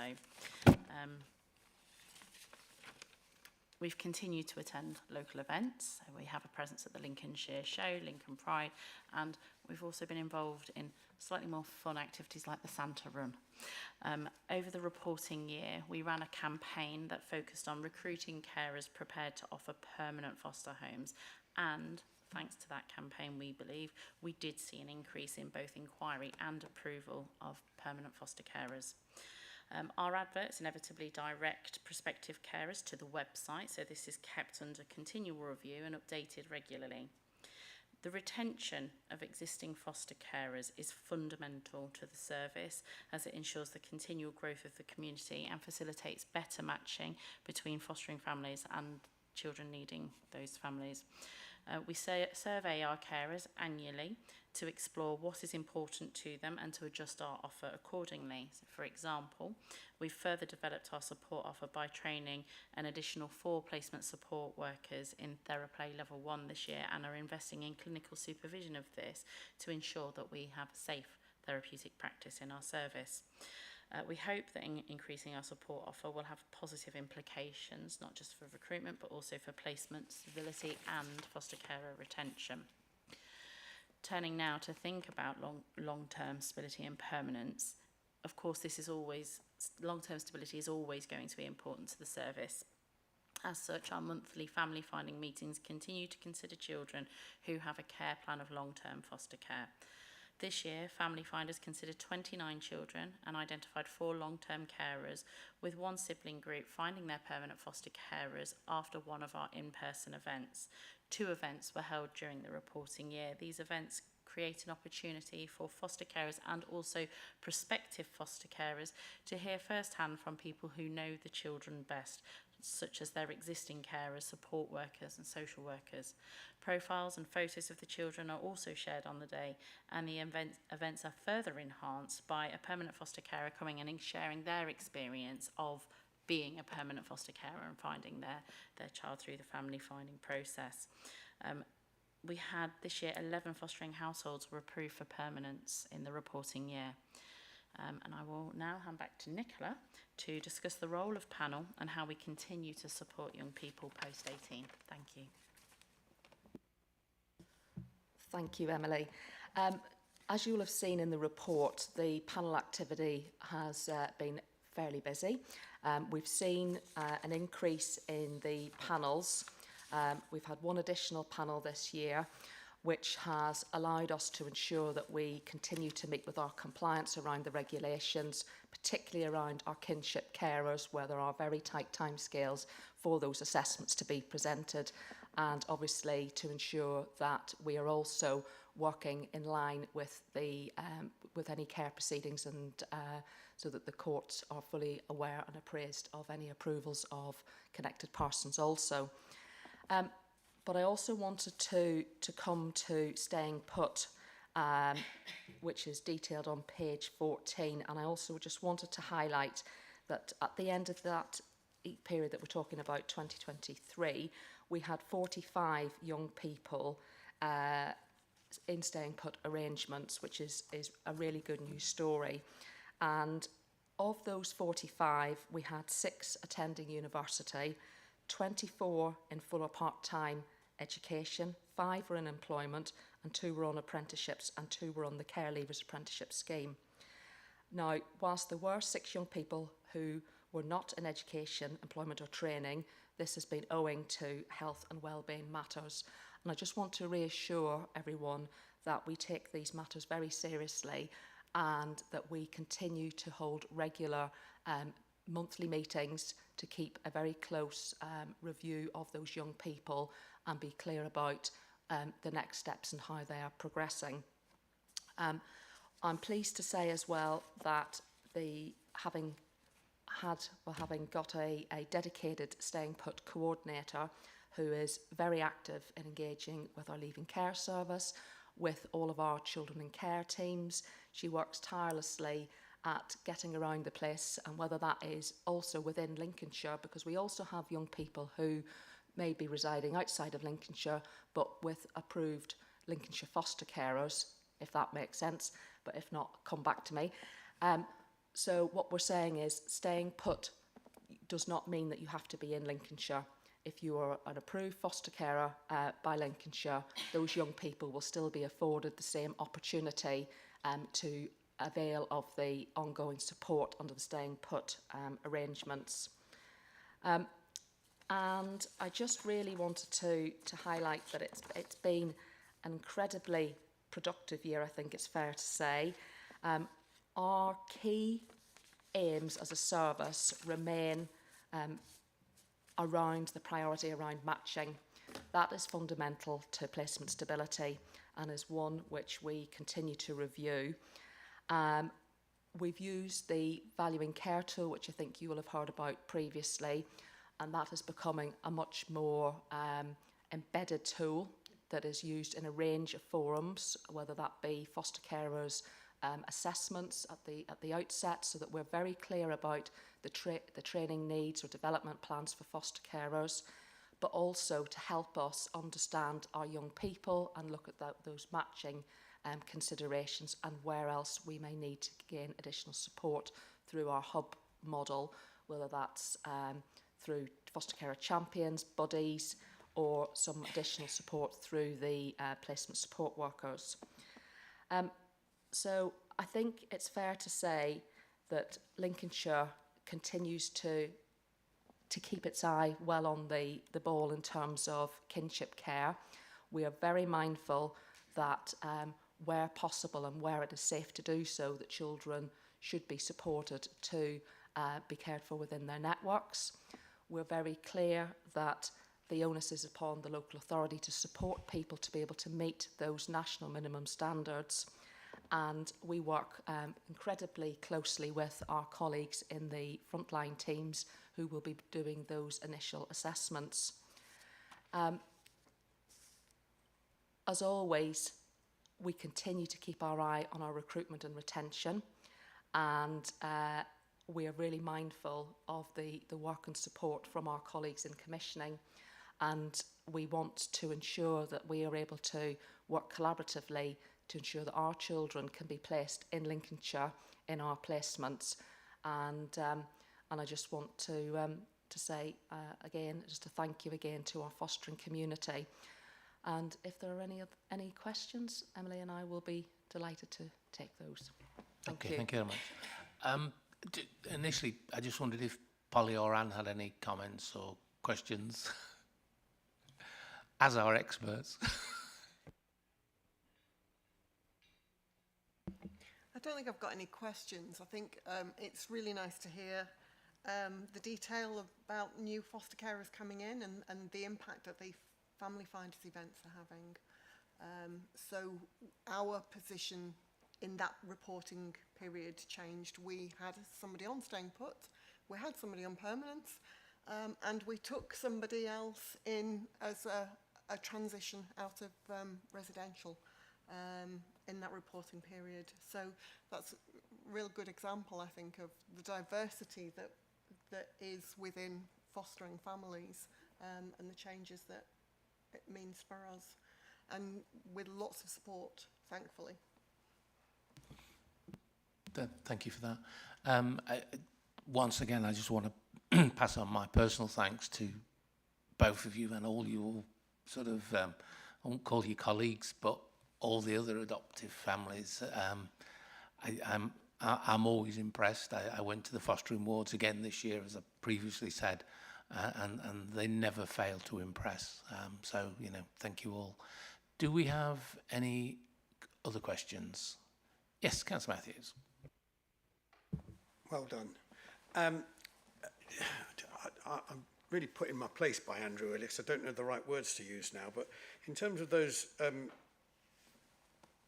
children and young people in care, have any of the, how to use the word asylum seekers or migrants or anything like that, but how many of that cohort applied for and been placed into foster care? Interesting looking at the classifications about Asian, white, British, things like that.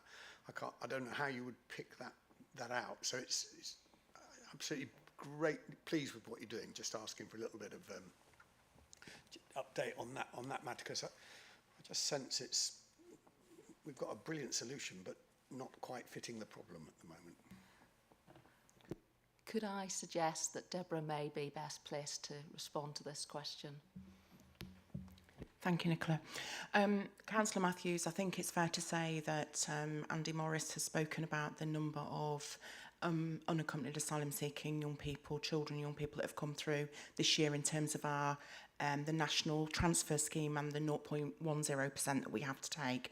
So I think he quoted 89. Of the 89, most, if not all, are either age disputed or are considered to be over the age of 16 years old.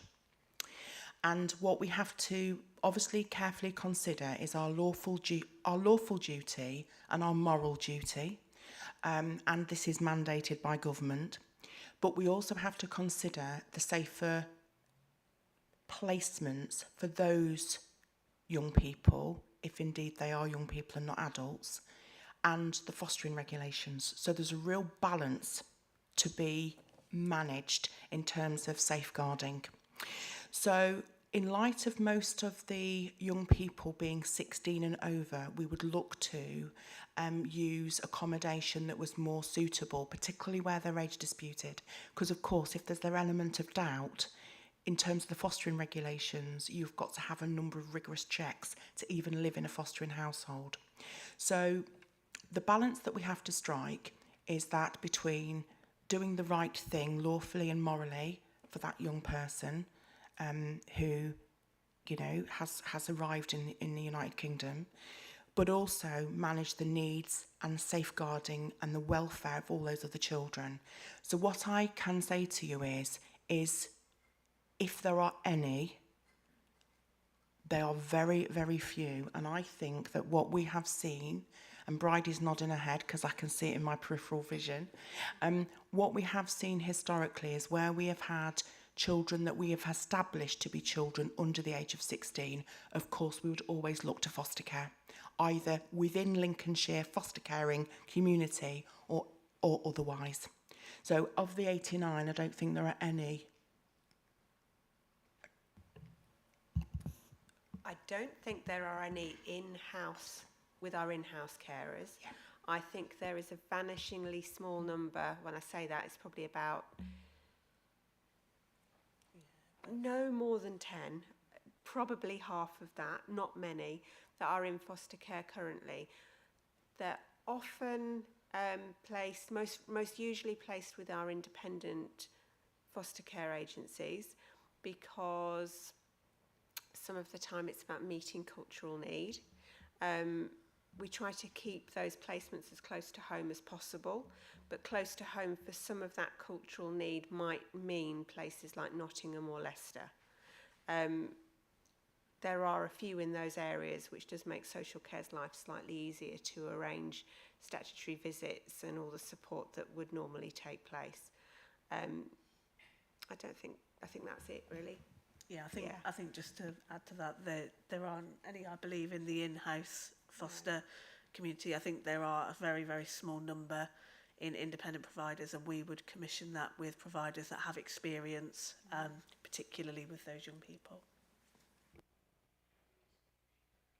Thank you ever so much, and I'm not going to challenge that at all. I think it's a very clear answer. That's what I was expecting you to say, quite frankly. And I just want to, I think you and previously, we're under phenomenally difficult problems here. Disputed age. I mean, I think I'm 21, but you'd probably dispute that. What does that mean, a disputed age? They come and say, I'm 16, because they understand that they enter a part of our system better at 16 than at 19. But we dispute it because the doctor says, you've got a beard and, you know, I don't know. I'm just intrigued. Don't put yourselves in any awkward situation, but that disputed age, I absolutely get where you're coming from. I don't know what the technical criteria are, but my bigger concern is that we as Lincolnshire County Council may be picking up through government requirements responsibility for a cohort of people, hence my earlier question about dangers and them into, and that we can't truly track them or place them or help them or coordinate them. And then they become lost souls within the system. If you like, that's the concern that I'm driving. And it will reflect badly on us, but it's not our fault because you're working your socks off. I don't want to put you in the spot by asking your views, but can you tell me what disputed age system is? And then I'll stop asking questions. But thank you for those very clear answers. What I would say, Councillor Matthews, is that the question you've asked me is there is a very comprehensive response to that, because by definition of law, and Andy Morris is your absolute guru on this, but by definition of law, anybody who is age disputed is entitled to an age assessment, which is a detailed assessment that is conducted by two qualified social workers over a period of a couple of days to try and establish the age and try and verify that. So we rely less on any kind of clinical bone density tests and things like that. That is something that kind of passed a long time ago. But it's more a conversational assessment to try and determine what the age, what the needs, what the background is of the young person that is presented. Now, some people are presented in a planned way through the National Transfer Scheme. And what I mean by that is that Lincolnshire know that they're going to arrive because we've been advised by the Home Office. There are other situations where we have spontaneous arrivals, and they can be people who are found in lorries, on the side of roads, and in some quite dangerous situations. And our first and foremost responsibility to them is, as human beings, is a supportive, supportive response. I think the issue around age assessments is very legally complicated, to the point that we seek advice from solicitors and barristers about actually people's right to seek asylum, people's right to have an age assessment, people's right to dispute our age assessment. The majority, and Andy Morris might challenge me on this, but we have a significant number of people who are presented, either spontaneous or not, who are age disputed. So we have to prove their age. So it is very complicated, Councillor Matthews, and I wouldn't want to sit here and say any more that I'm not probably the best person to speak to about.